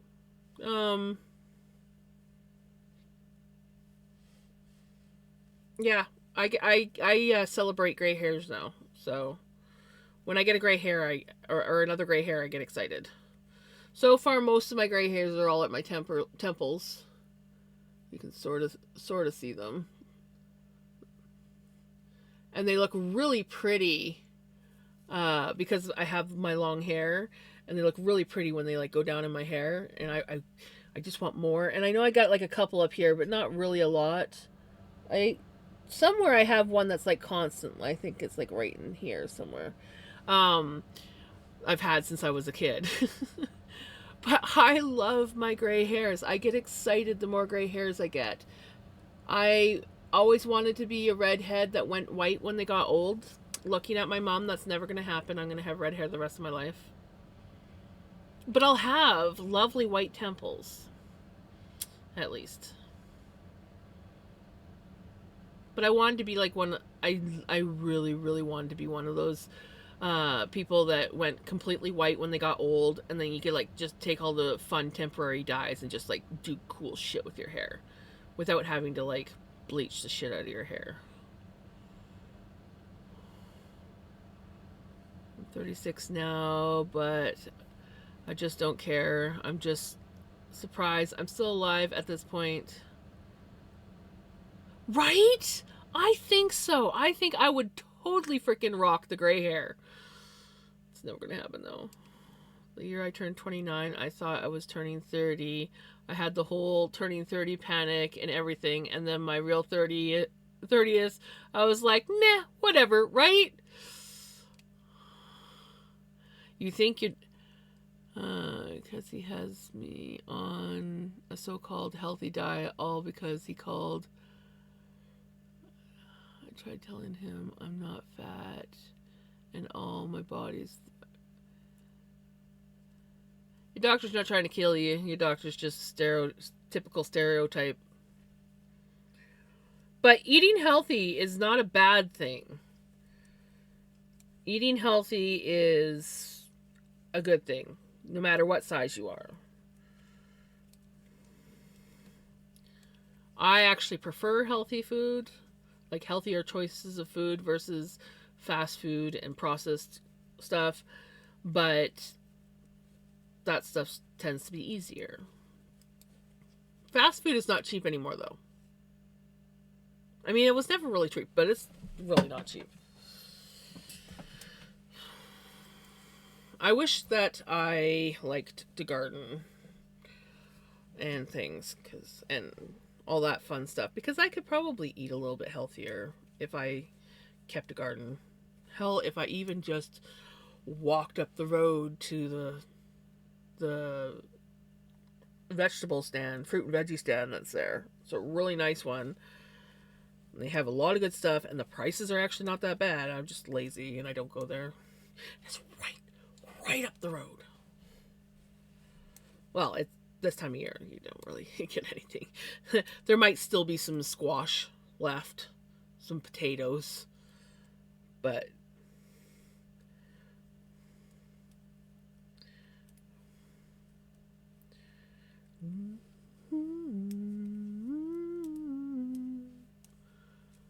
$37, and I have a lot of gray/silver already. I am back and forth about it. Yeah, my sister-in-law, she started going gray when she was 16. I notice a lot of people with dark hair tend to go gray quicker. A lot of redheads, it's like hit and miss. You either go like completely white, or you fade, or I have faded some, but yeah, if you were to look at my mom's hair, she used to dye it when she was like my age. She used to like dye it with henna because she was always like really obsessed with not having gray hair. She would even cut her sideburns to try and hide her gray hair. And I'm like, Mom, why are you cutting your sideburns? Let your sideburns grow out so that you don't get like wings when they start to grow. And yeah, she was always paranoid about gray hair. Whenever she'd see a gray hair on my head, she's like, oh, you got gray hair, let me pull it out. And I'm like, leave my gray hair alone. I like my gray hair. But she doesn't dye her hair anymore, and her hair is almost as red as mine. It's a little bit more dull looking. Like if we put our heads together, hers is slightly lighter, more brownish looking, but is still very red. Yeah. Check real life. Did I say you could fall off your thing? Get back on there. Real life. I would totally freaking rock gray hair. Definitely. Definitely. Though that filter gave me gray hair as if I had dark hair and it went gray. But I would totally rock the gray hair. Like, seriously, guys. I would totally rock the gray hair.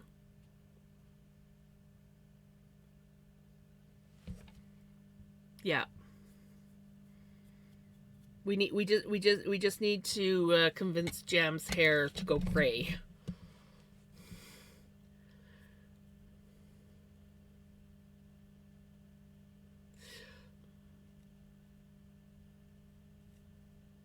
Right?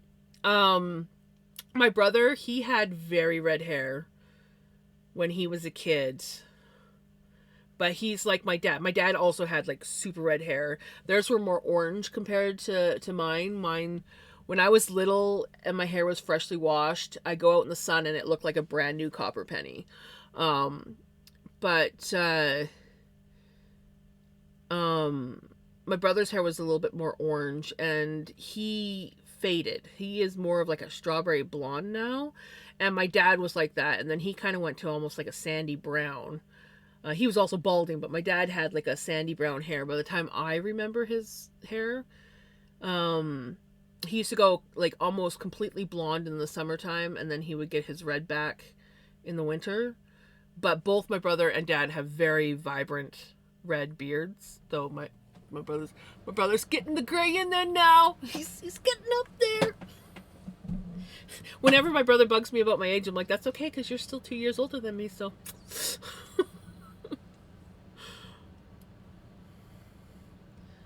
Walter is the same kind of gray shade my grandmother's hair was. Oh, nice.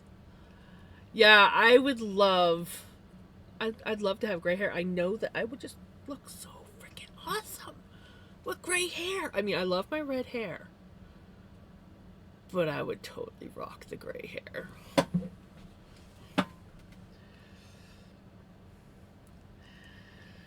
I can dream. I will dream.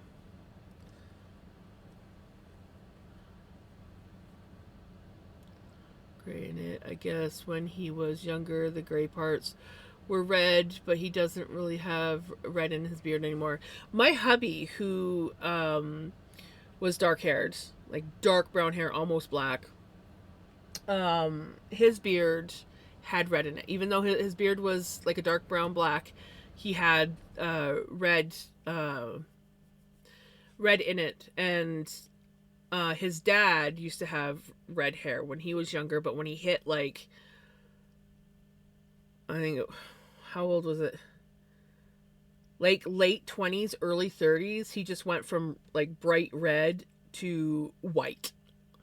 And I was like, I hope my hair does that. And then I look at my mom's hair, I'm like, my hair's never gonna do that.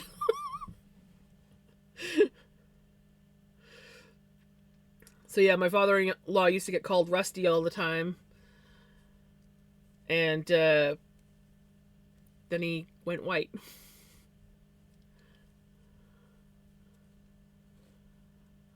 All redhead, very similar tones to yours. It was interesting to see their color change at their age. The pattern of change was different for all 5 of them, but they all ended up with white hair. See, my mom and 2 of her sisters had red hair, and my gran had red hair as well. My gran always had, she went pretty white, but she still had a bit of like reddish, blondish color in the back of her head, but she was completely white at the temples. My mom, she's kind of got like this, she has this beautiful, like, multiple tones of red highlights mixed with gray in her hair now, and it's like just like streaky. It literally looks like she had like really cool streaks put in her hair, not gonna lie. I love the way her hair goes. And then my one aunt who has red hair, she goes like a blondish brown in the summertime, and then in the winter time she's kind of like a reddish brown. You can still tell that she's got red hair, but it's more brown. And then my other aunt, she went brown. You can see, like, in certain lights, you can see the red in it, but it looks way more brown. So, yeah, my mom's hair is beautiful. I absolutely love it.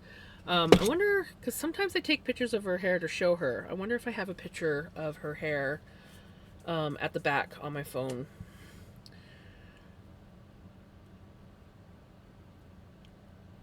But I'm also noticing that I'm getting really cool highlights in my hair. Like, I've always had highlights, but where is it? My braid. I don't know if this is going to show up on camera or not.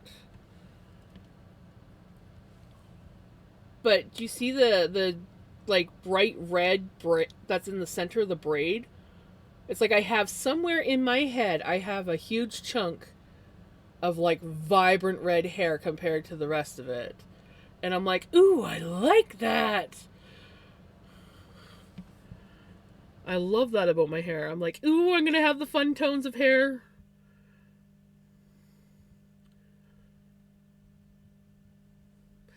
But yeah, so far my hair is doing exactly what my mom's hair does.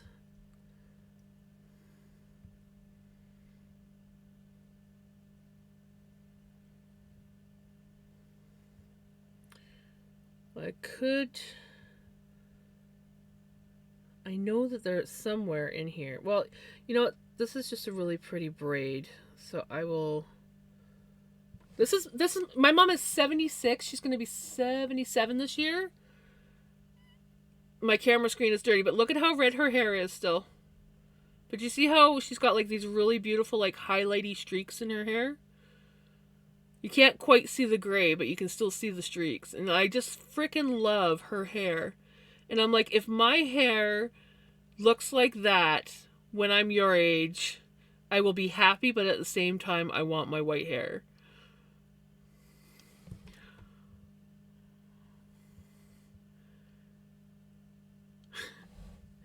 I hated my hair when I was a kid, and now I love my hair. I always wanted to be blonde. My one cousin was like, she had beautiful blonde hair. Now it's not so pretty. It's actually brown basically. But when she was younger, she had beautiful blonde hair, and I was always so jealous of her hair. And she never wanted to be a redhead, but she was always jealous of my curls because I had curly hair. If I cut this, my hair goes really curly.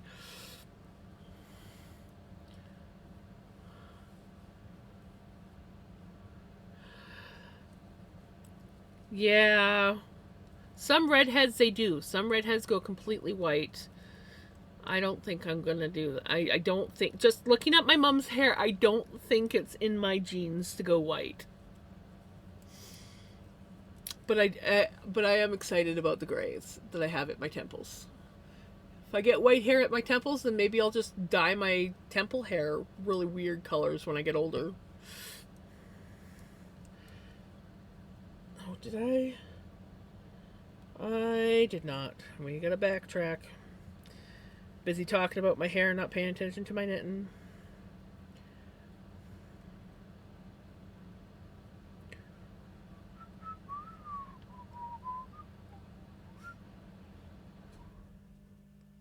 Let's not lose a stitch by backing up too fast.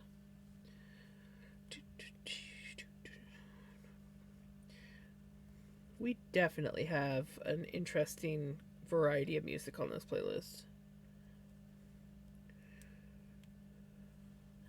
I did do the increase on this side, right? Yes. I was pretty sure I had.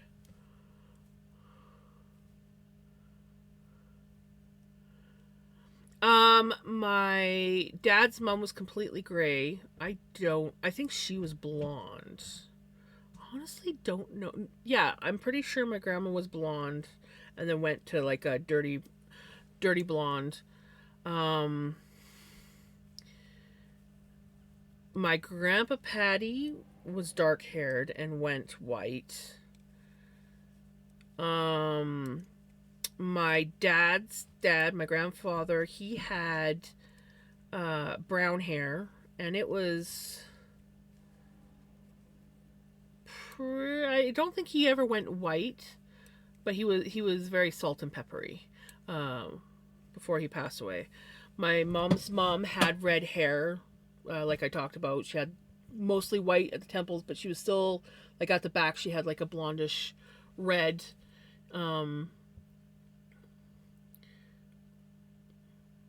But yeah, I was inevitable about getting red hair. I was destined for red hair because both my parents had red hair.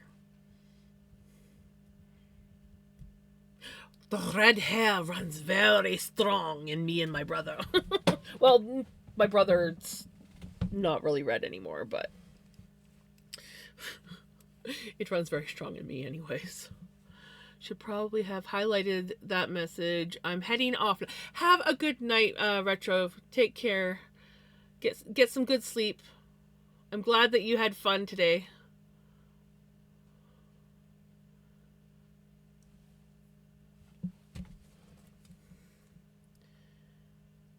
Let's see if I have a picture of my gran.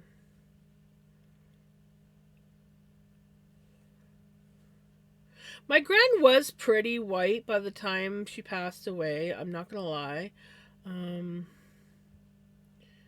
See if I can find a picture of her. I know I don't have one on my phone, but my mom might have one of her on her Facebook.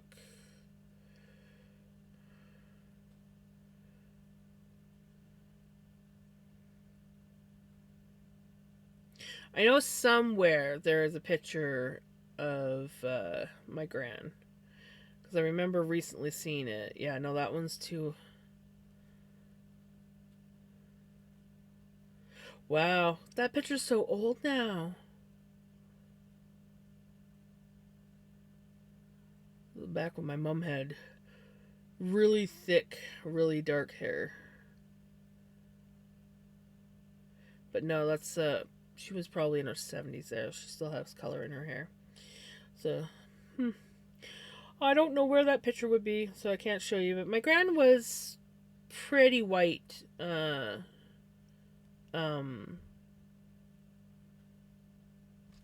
the end there, but she still had color.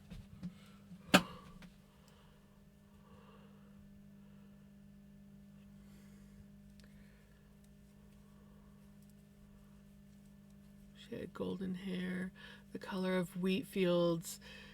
And as she got older, her hair darkened just like her father, my stepbrother, and her aunt, my stepsister. And now it's a light brown and very dark blonde. But she has taken to coloring her hair with purples. Purple rules. Yeah,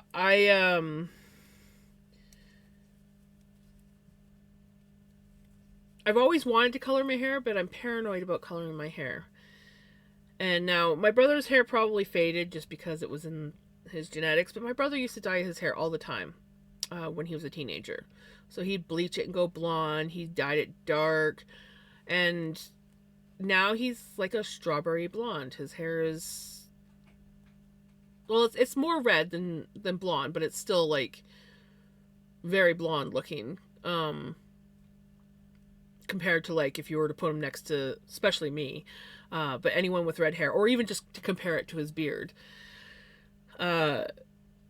So I've always been paranoid about like doing anything to my hair. I've had the odd, like I've put highlights in my hair a few times, but not much, because I'm paranoid about losing the color, and I actually really love the color of my hair.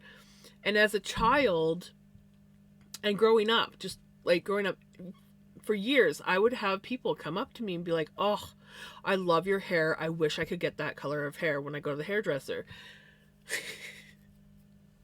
And I even once was telling the story to a hairdresser who was doing my friend's hair. She was getting her hair all done up and everything, and I just came to hang out, and I was talking about how I get comments on my hair.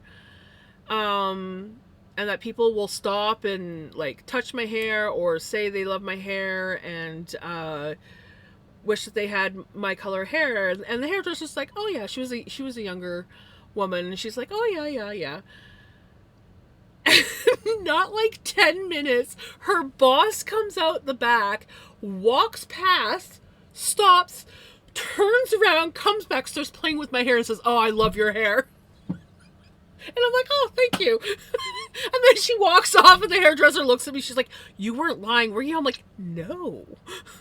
I appreciate that now. When I was younger, I didn't appreciate my red hair. Now I love my red hair. And yes, I want it to go white so that I can do some stuff with it.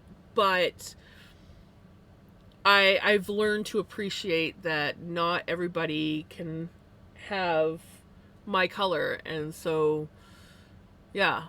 And I've met many redheads over the years, and I think I've only ever met one other than my mom who has hair my color. That's usually like a little bit lighter or a little bit darker, or not real.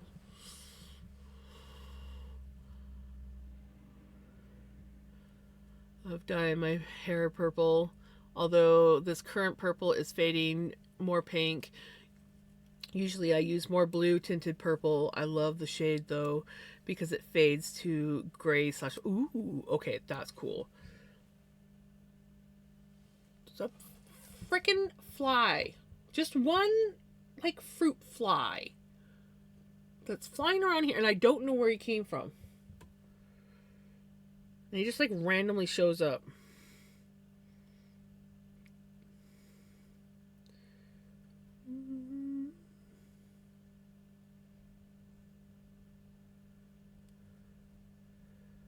Okay, yeah.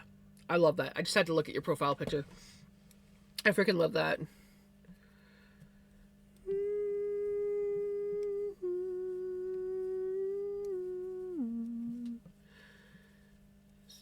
Same, her dad had copper hair, and add that to my dad's, her maternal grandpa's genes, and she was destined to be a ginger, right? Come on, Papa.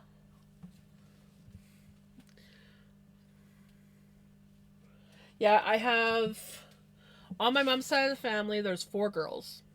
Just the 4 girls. My mom was a redhead, and her 2 youngest sisters were redheads.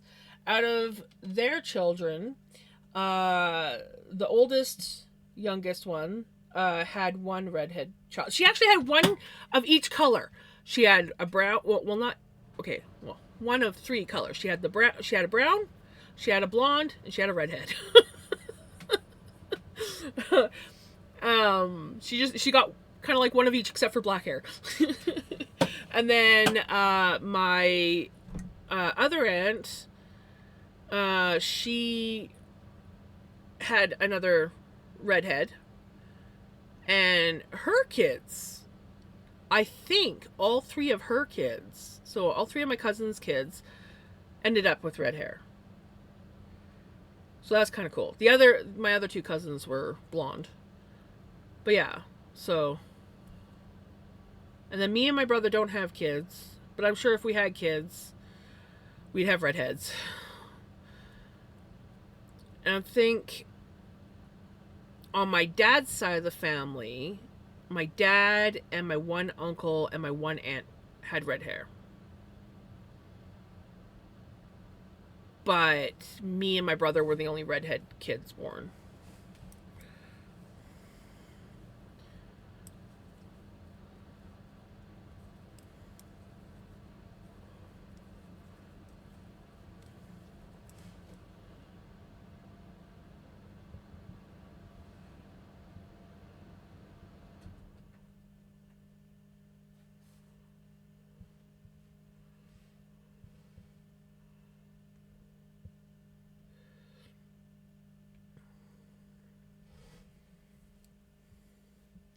You're okay now? Well, that's good.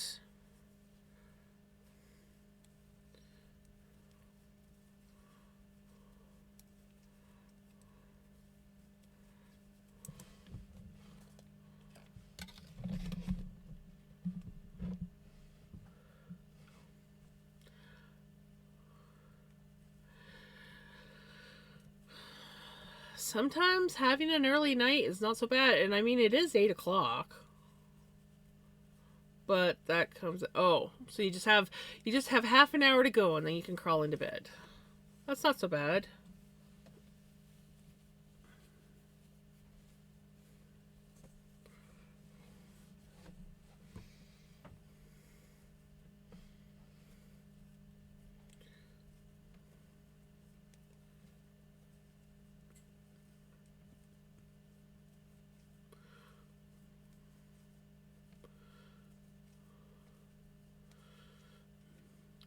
Right? Mm-hmm. Right? Sometimes you just need to relax and chill and have an early night. Hey, Jamie, how's it going? Hey, Knitter Girl. I slept all day. I had yesterday. And all we did were some neck exercises and some balance exercises, and it felt like I had done back day at the gym. Right? Oh man. I can believe it. I've done just like simple neck stretches and I'm like, "Oh, my neck gets sore after a while." But it feels better. But like I can usually feel it like in my shoulders and my neck when I do stretching. Knitting on your scarf? Nice. How's it coming?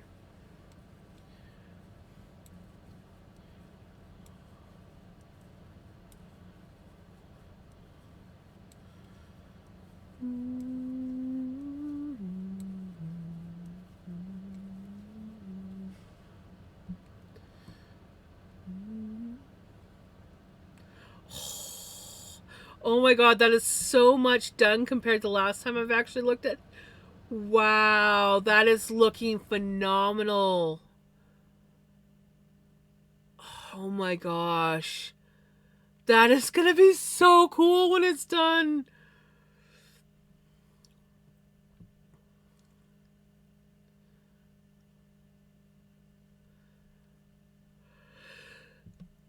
That is awesome. Oh, I am loving that. Absolutely loving that.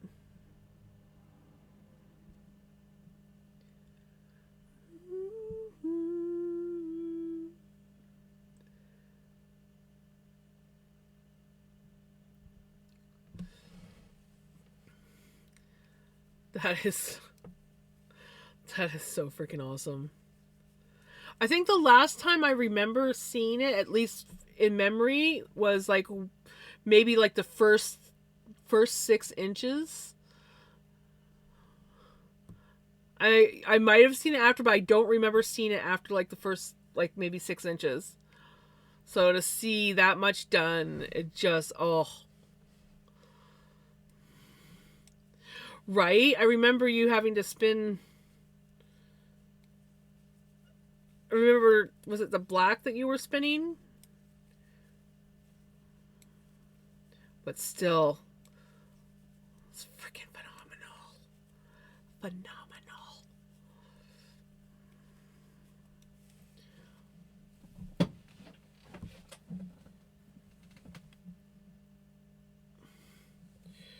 You should test yourself and see where your sugars are at.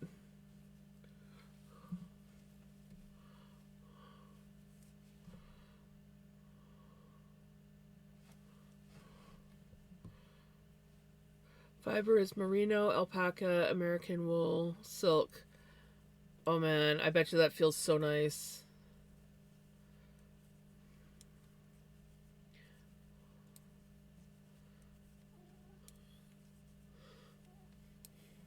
You coming up, Papa?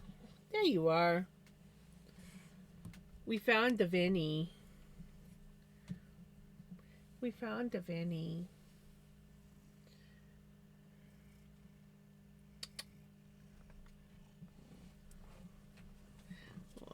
I'm gonna lay on the desk.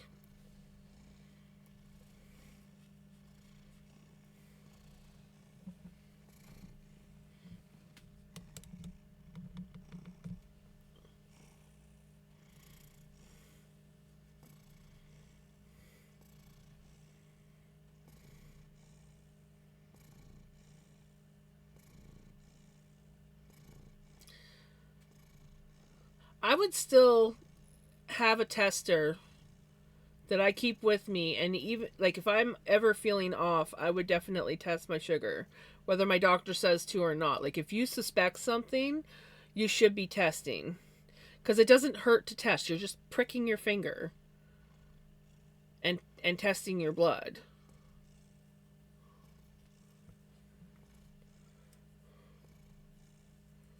Now I could see if you were like testing multiple times a day, but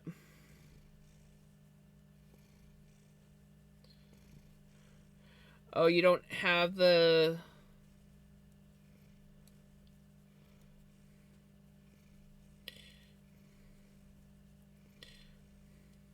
You don't have your tester with you?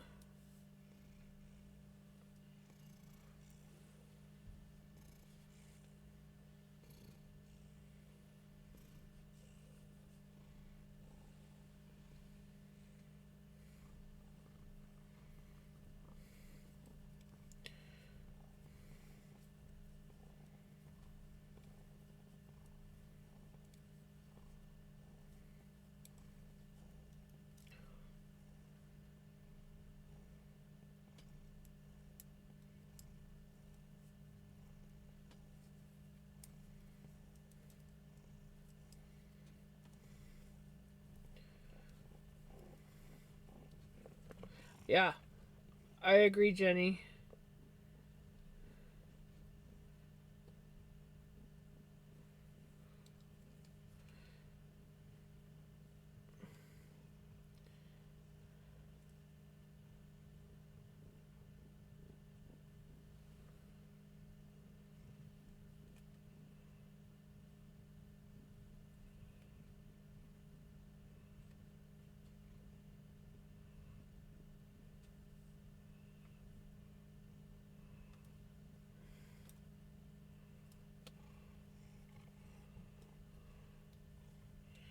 What you doing, buddy?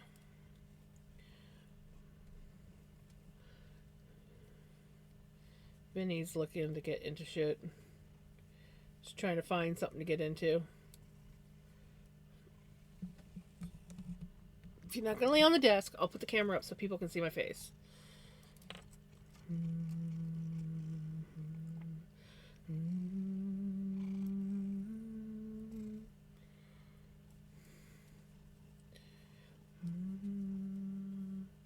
Hey, Miko.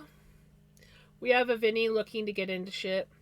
Oh, and for those that don't know, we have gotten into the gray now. So we are officially done the brown. And we are on to gray.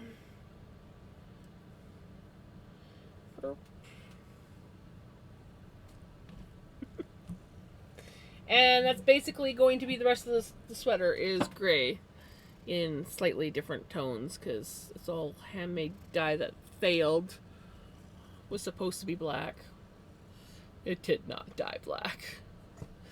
And then it was like dark gray, and then it went to a lighter-ish gray due to the fact that it wasn't dyed properly and all the dye bled out.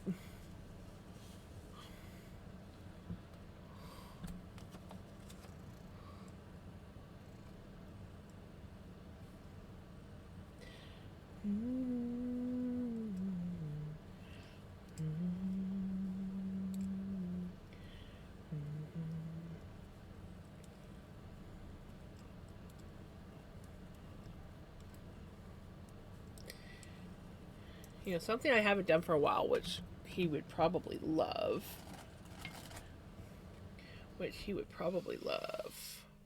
Ho ho. Oh, is that the sweet? Oh, yes. Oh, yes. Oh, yes. Comb the hair. Yes. That's what I like. I haven't done this in a while.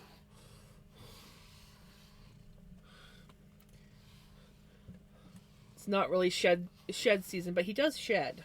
So.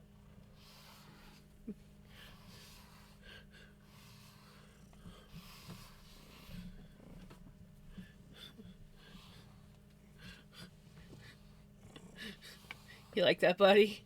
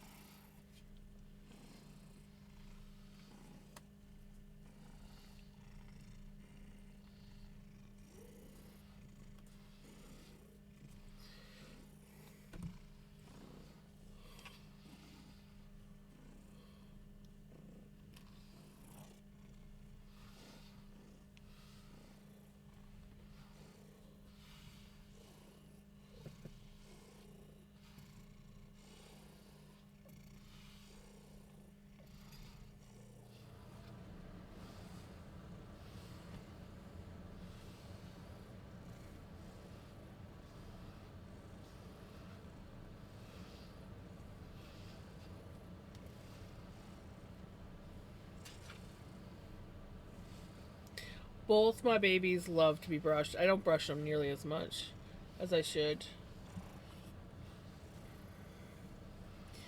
And yes, I keep the hair with the intention of blending it. I have to blend it with something because it's far too short to spin on its own. But I do keep the hair with the intention of blending it.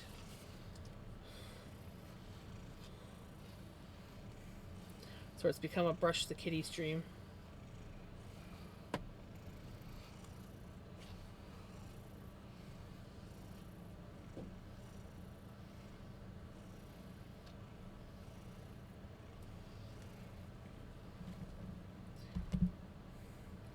Look at all the cat hair I got. And it's not even shed season yet.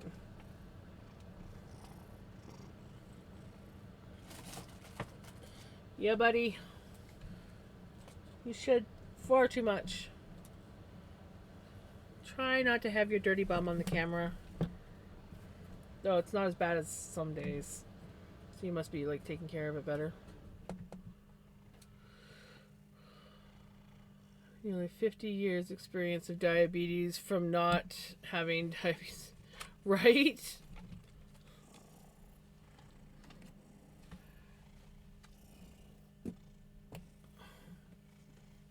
Yeah, when you have family members that have diabetes, you tend to end up learning a fair bit. Especially if said family members don't take care of their diabetes. So you're the one that has to, like, absorb all the information. Oh, hi, Pickles. I just dropped cat hair onto you. Oh, it's okay, Pickles. It's just me. You're okay. You're okay. She's like, don't touch me.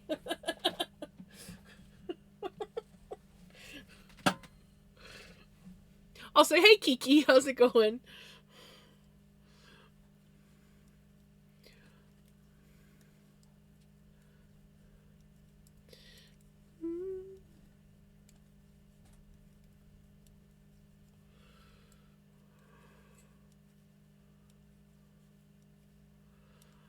You're out of strips or things to poke with.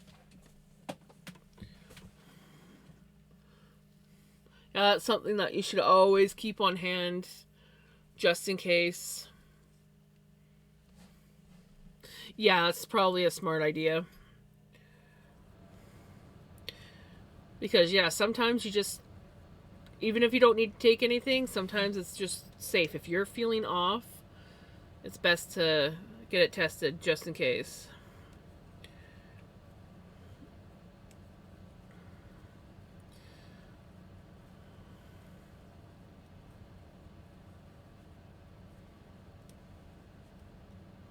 Exactly. Always have some for emergencies. You might never need to use it, but you might need to. And so it's always good to have it on hand.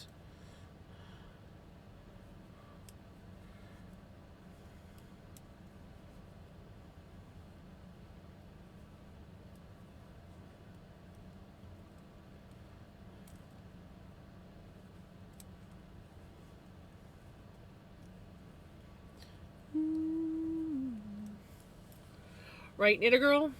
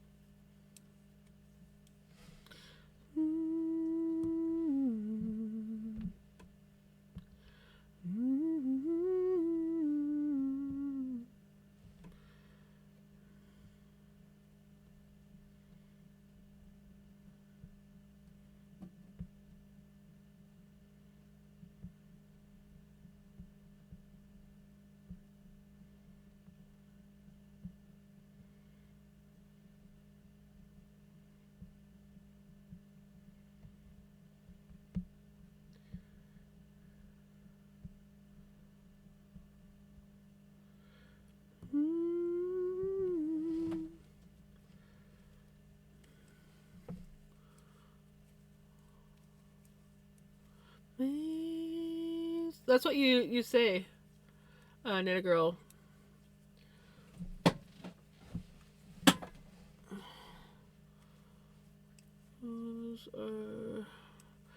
Yeah, those are actually really good numbers. Right? Yep, same. My mom is in the like 7 to 8 range. Sometimes she would sit between like an 8 and a 10 for the longest time. That was her range. She never changed, no matter what her diet did. And I find with moms, because like hers is basically under control now. I don't worry unless it gets past 11. But and this is a woman who used to sit in the 20s and 30s back when she didn't take care of her diabetes. So, but I notice usually her sugars are fine unless if her sugars are off, there's usually something wrong with her health. So like if she's got any kind of infection, her sugars tend to be higher. So that's usually like if her sugars start hanging out in the higher range, then I'm like, hey, maybe we should get this looked into. Because she is pretty much, her diabetes is pretty well under control. with between dialysis and her one pill that she takes. Tragenta, I think it's called.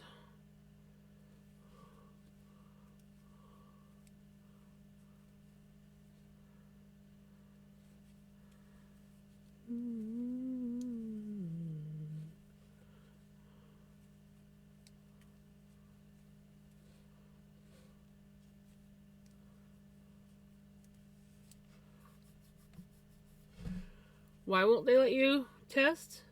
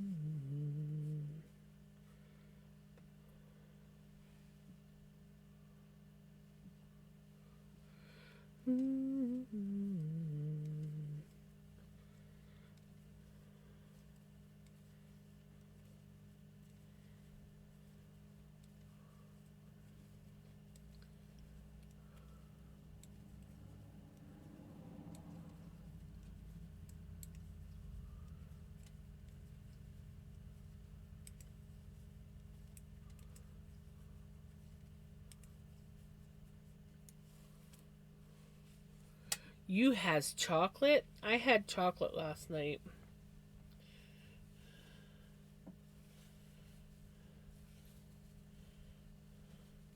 I had some of those Ferrero Rocher chocolate squares. That was my midnight snack. Ooh, O. Henry and Reese's. You know, I haven't had an O. Henry in a while.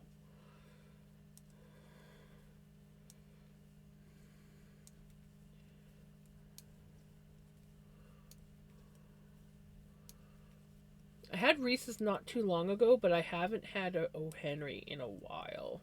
Sometimes those just like hit the spot.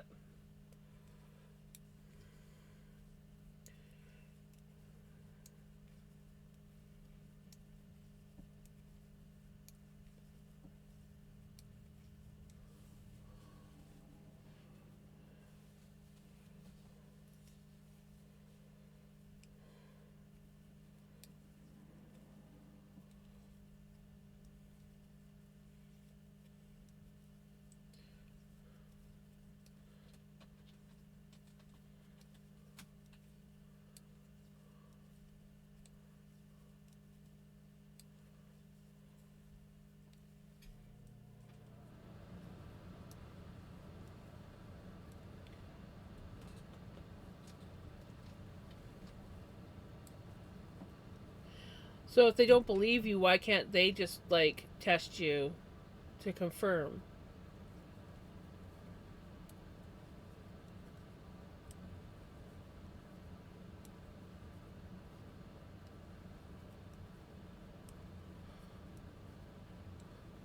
Well, hey, you came in at the right time because Pickles just got here. Oh, she wants to go up.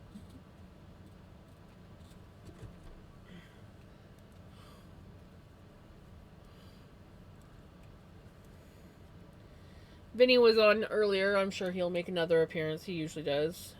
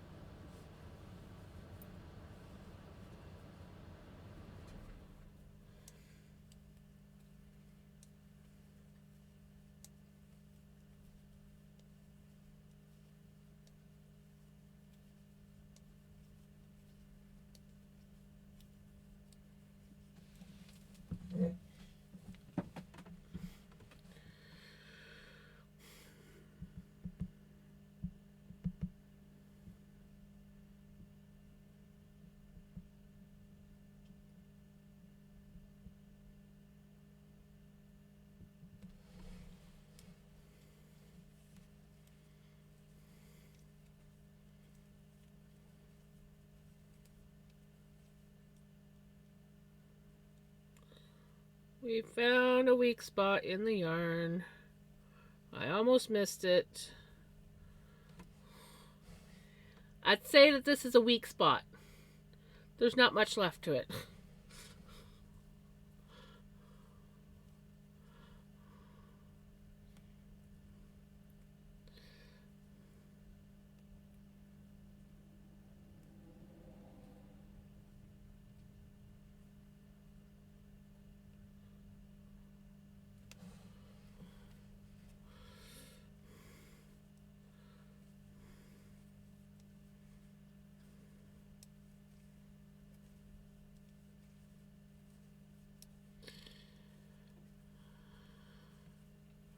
Doesn't even acknowledge my doctor in the Grey Nuns Hospital that I have type 2.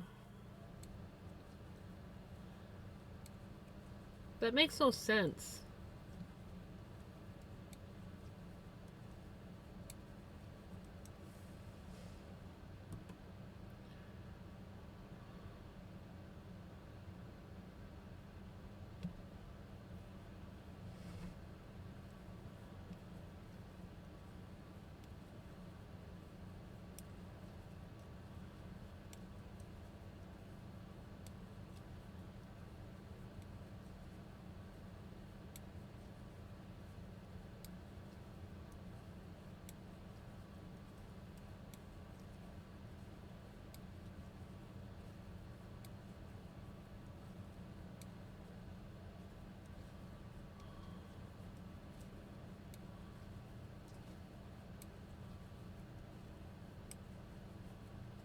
%, Jenny.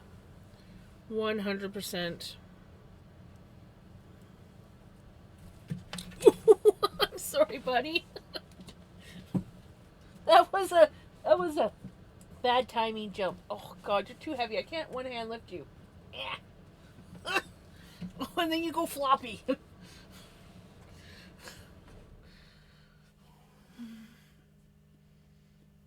He's a big boy. He's heavy. And he flops when you go to pick him up. So it makes it even harder. He's like picking up a little kid that doesn't want to be picked up, and they just like kind of like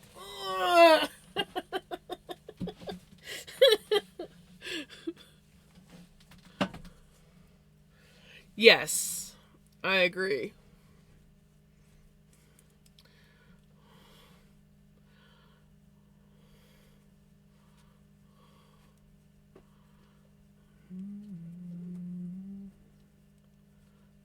Like, there should be nothing wrong with you testing. I could maybe understand them being hesitant if you were on insulin and they were concerned that you were going to give yourself too much insulin, but you should have no problem testing. Especially if you're only doing it like when you feel like something's off.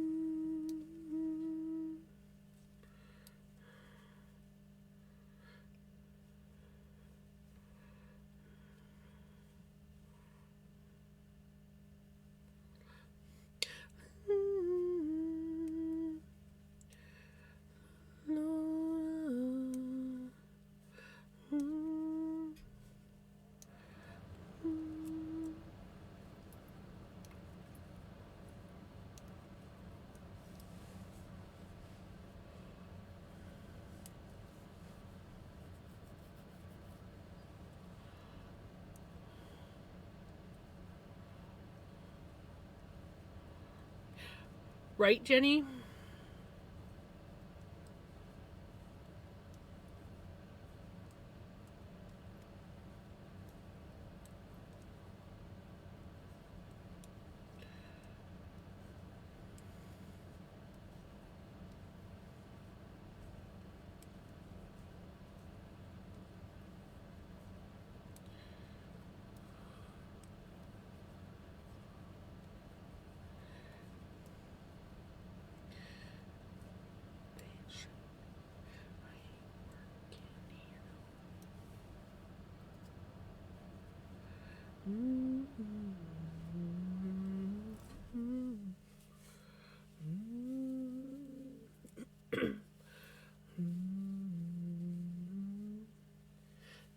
this job and shove it. Ain't working here no more.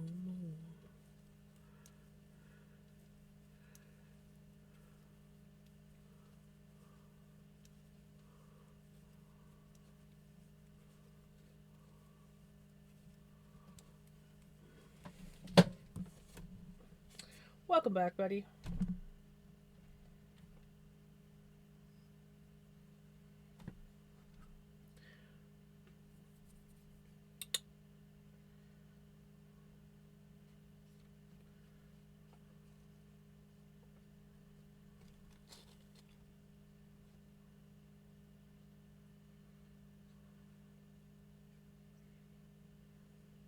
What are you doing, buddy?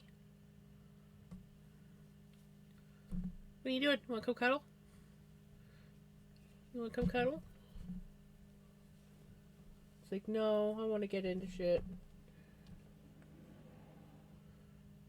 You gonna lay down or are you going in the closet? Going in the closet? He's going in the closet.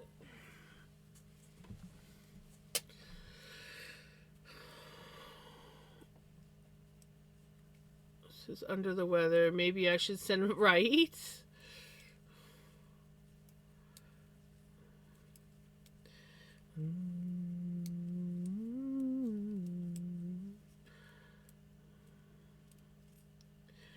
Job and shove it. Ain't working here no more.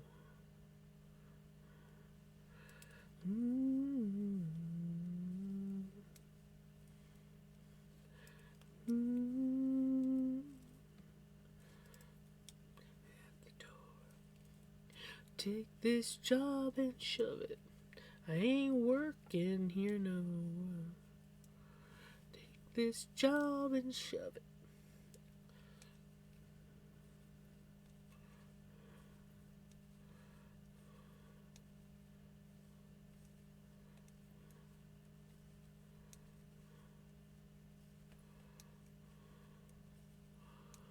Cheese! Cheese is good! Everybody say cheese! Yay!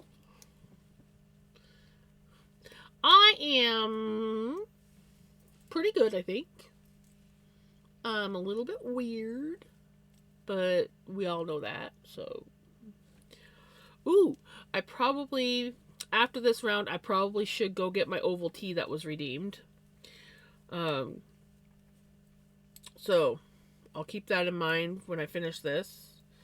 That'll be our second repeat of the night. Good time to go get an Ovaltine. I actually don't need a snack because I'm still full from that soup that I had. So.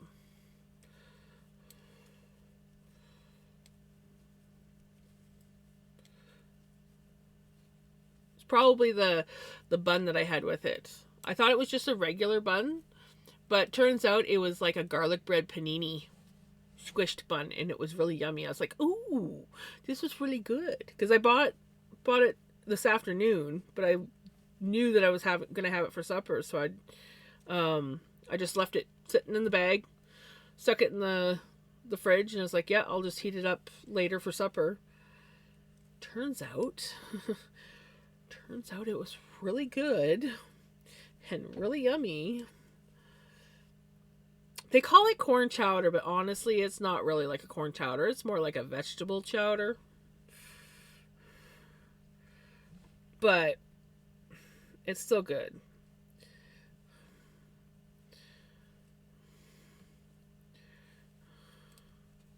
It's got really nice flavor. It's, the coffee shop is owned by, some of the Mormons. And it's like really good. So they have like Mormons and Mennonites working there. So I don't know who does all the cooking, but they got some good stuff there. Though I will say their bread is not as good as it could be. Like they make these really yummy sandwiches, and all their bread is like homemade, and it's subpar. The bun was good, but a lot of their bread is, I find it almost a little on the dry side. But it is homemade, so I guess you can't complain too much. Oh, speaking of which, Knitter Girl, I remembered them. I just grabbed the one that was sitting on the table by my mom's. Because I always use the baby wipes for doing like a quick wipe on the table or whatever if I'm too freaking lazy to go get a dishcloth out of the sink. So I'm like, well, here's a package sitting here. It's pretty much brand new. That can go to the office, and then I don't have to, because I have a new like pack of 3. It just needs to be opened up, and I was too lazy, so I'm like, this one's already opened. We'll use this one. Then I don't have to open up the big package.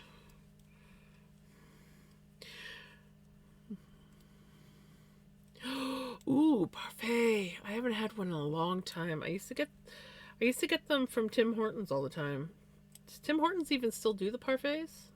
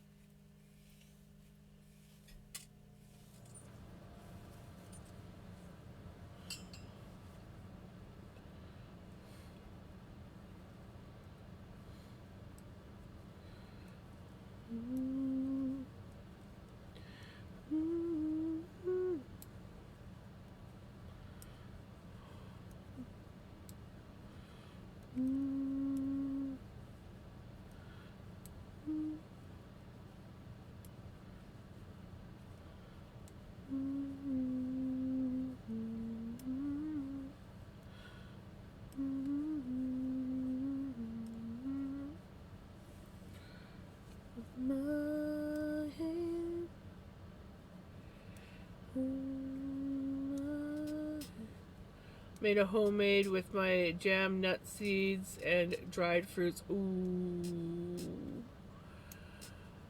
That sounds like it would have been so good.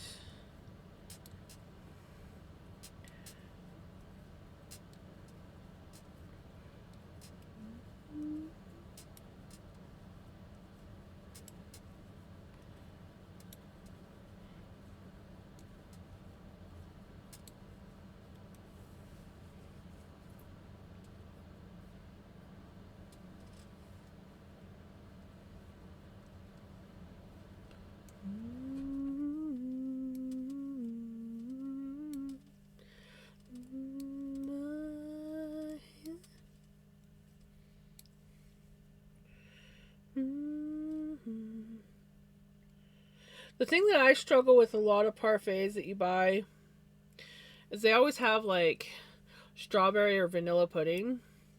And honestly, like especially if you do like the frozen fruit on top that's thawed, it's often like with the fruit and the granola that they have, it is often sweet enough as it is. You don't need the sweet yogurt.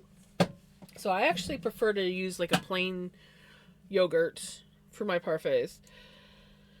Am I weird? Maybe. But I mean, it's like one of those things where if it's not sweet enough, you can add just like a light drizzle of honey and it's perfect.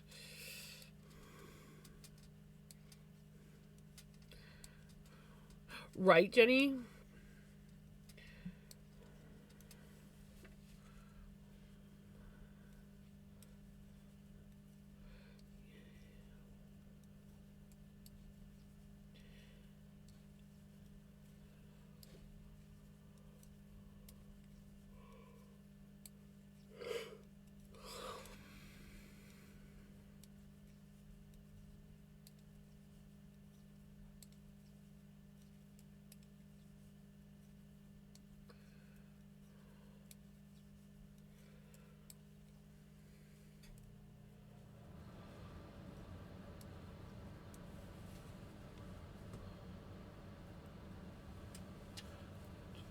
Lloydminster on the Alberta. I know where Lloydminster is. I used to have a friend that lived there. I've never been there, but I know a lot about it. Okay, maybe not a lot, but I know. There is a Mennonite bakery there that has phenomenal sourdough. There is a Mennonite bakery that I keep meaning to go to. It's supposed to be really good. They actually have a coffee shop as well, so it's a coffee shop / bakery. And I've heard good things. They say it's not cheap there, but I've heard good things. And I'm like, I really should go and just check them out. Because, like, every time I have anything that the Mennonites make, it's phenomenal. Like, my neighbor, oh my God. Every now and then she'll bring mom and me some food. She'll just, like, send us a text message going, would you guys like some supper? We have some leftover supper. And they make phenomenal this amazing borscht. It's not like the classic borscht that I'm used to, whether like I've had like beet borscht and tomato borscht. This is not like that, but it tastes like borscht. But they put smoked farmers, this really yummy smoked farmers sausage in it as well. It's so good. Oh my God. So like she'll do that, or sometimes she'll bring us like tacos. She literally makes the wraps herself. She's brought us stuff with naan bread. She makes the naan bread herself. Like, yeah, I love when she's like, hey, we have some extra food. Would you like some? Food I don't have to cook. That's really good.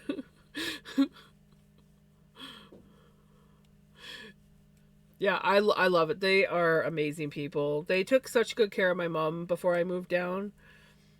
Um, they've literally, if it wasn't for them, my mom would not have this house. So, right? That's going to be awesome, Kaz.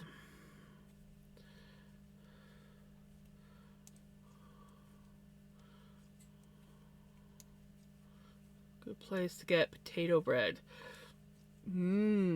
I tried not potato bread, potato buns, and I used to love them. They're super soft.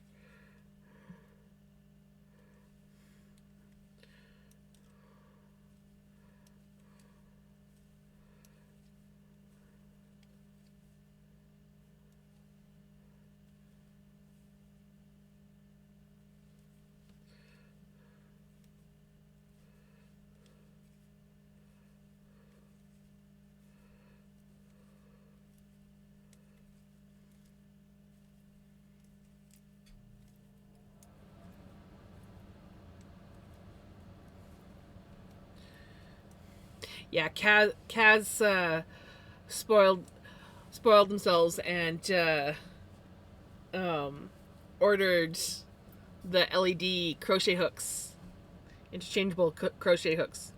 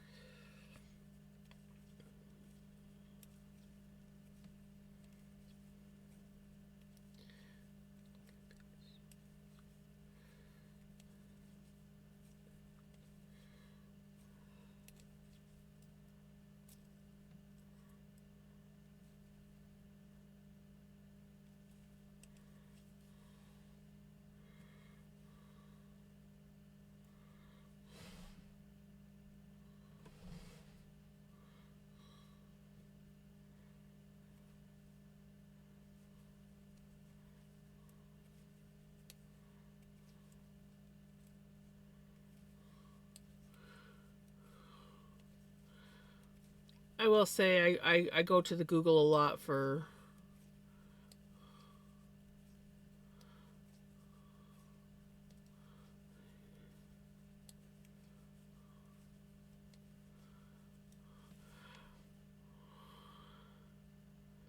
I'm trying to think if potato bread or buns is made with potatoes or if it's just the water.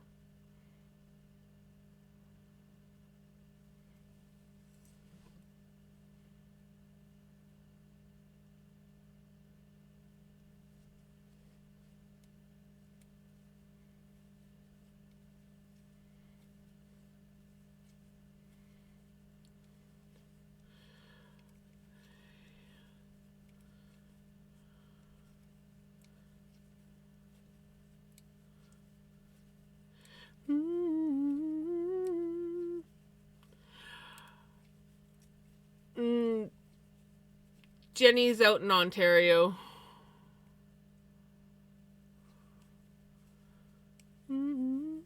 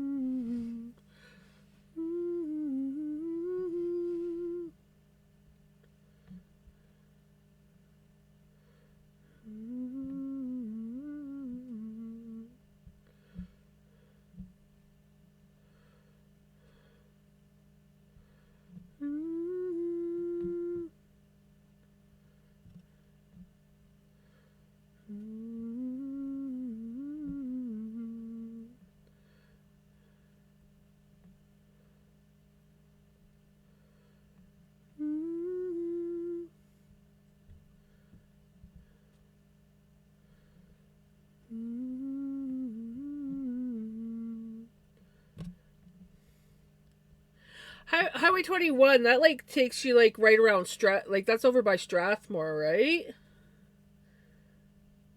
I'm trying to remember. Like, I recognize Highway 21 in Alberta. I feel like it's a familiar road.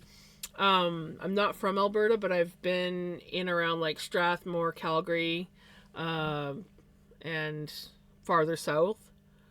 I don't think I've gone any more north, really, from Strathmore, but like maybe close-ish.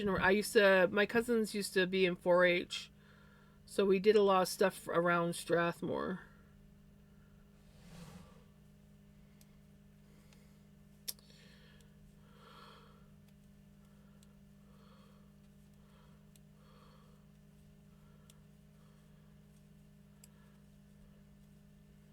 But I wonder if I bet you my cousins know.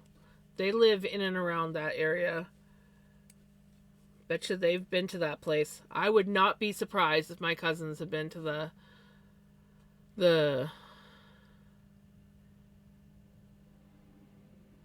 cameras.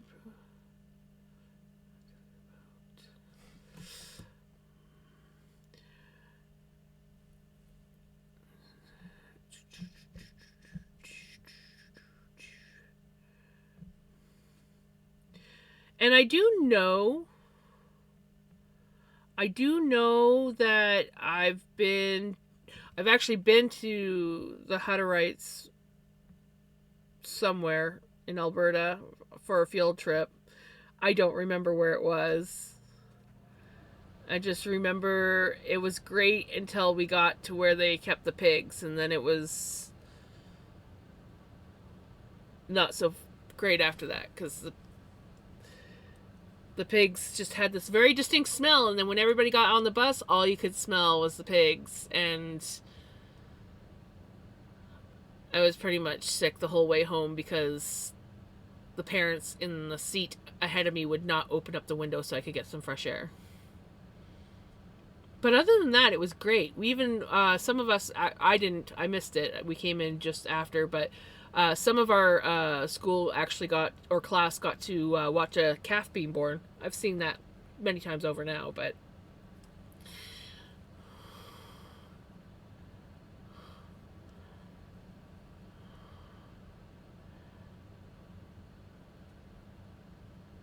from Strathmore ends near Fort Saskatchewan, near Edmonton.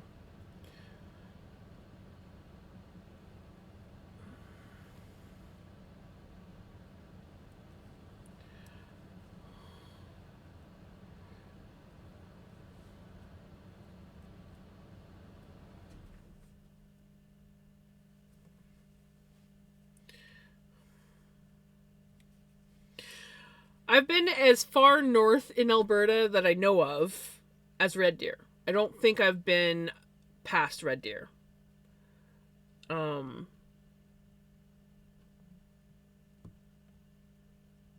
Most of what I've seen and been to in Alberta has been like south. So like I have family in Lethbridge, I have family in Calgary and in and around Calgary.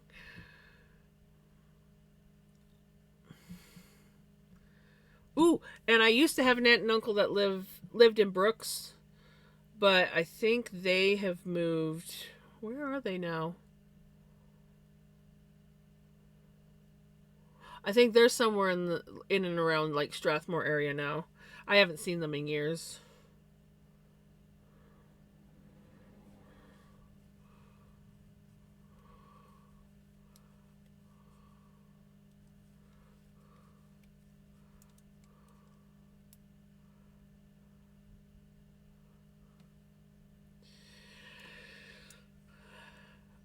I have seen more of Alberta and Saskatchewan than I have of BC.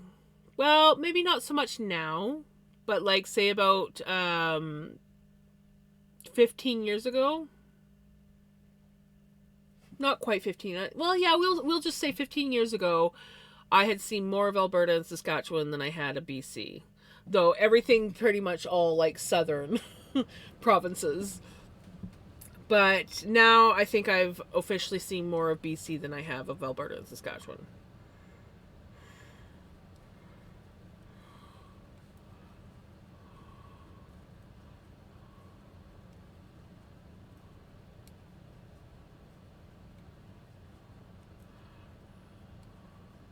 Grew up in Calgary, but have been in Edmonton area for a long time now. Nice. As a kid, I always wanted to go to West Edmonton Mall. Still haven't been to Edmonton.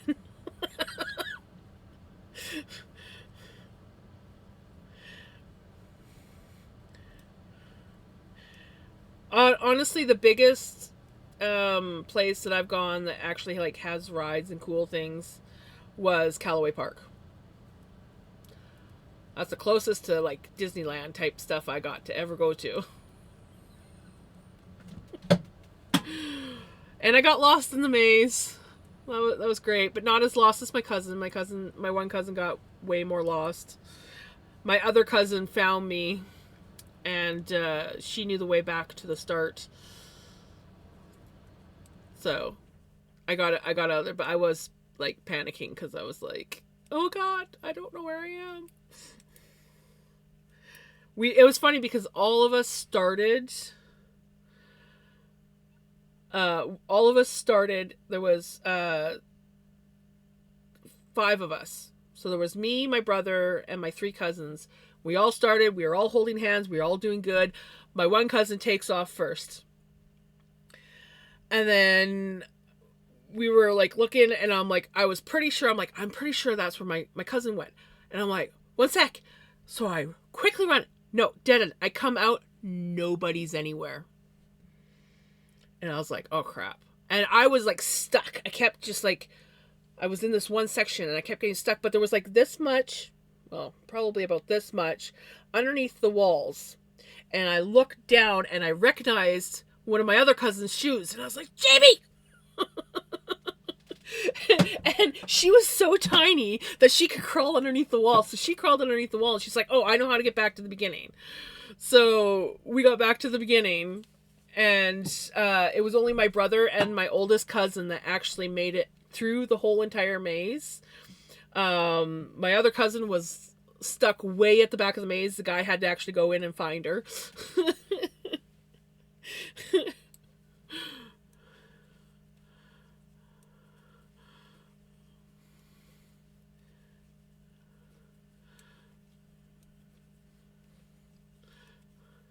Yeah, my cousins used to live down on this place called the Burnco Pits before.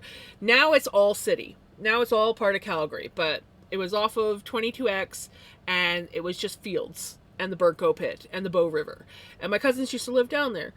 And one summer, we all got together and we were selling lemonade to all the truck drivers as they were going by. We were right by the scales, and we were selling lemonade to all the truck drivers.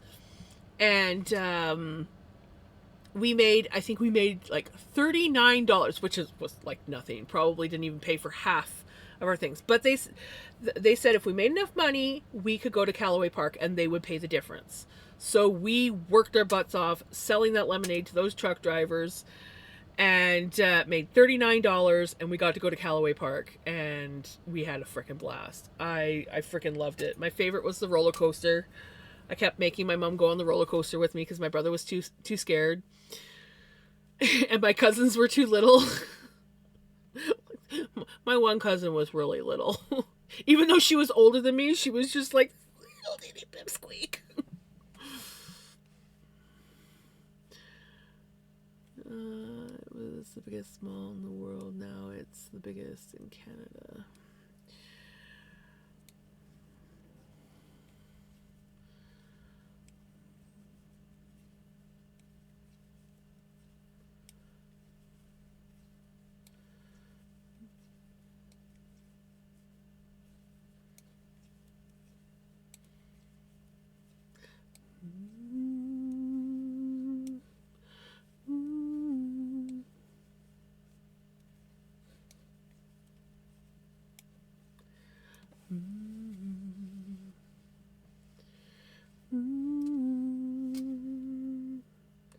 Oh my goodness.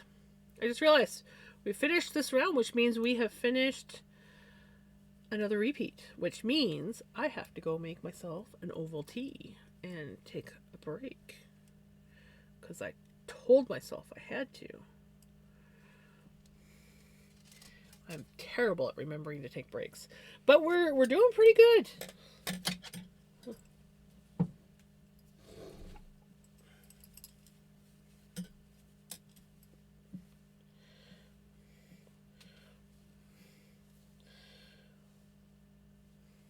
So I put it up where the shoulders are supposed to be. I think it's more like that. So it's technically sitting around here on me. So we're getting closer. We are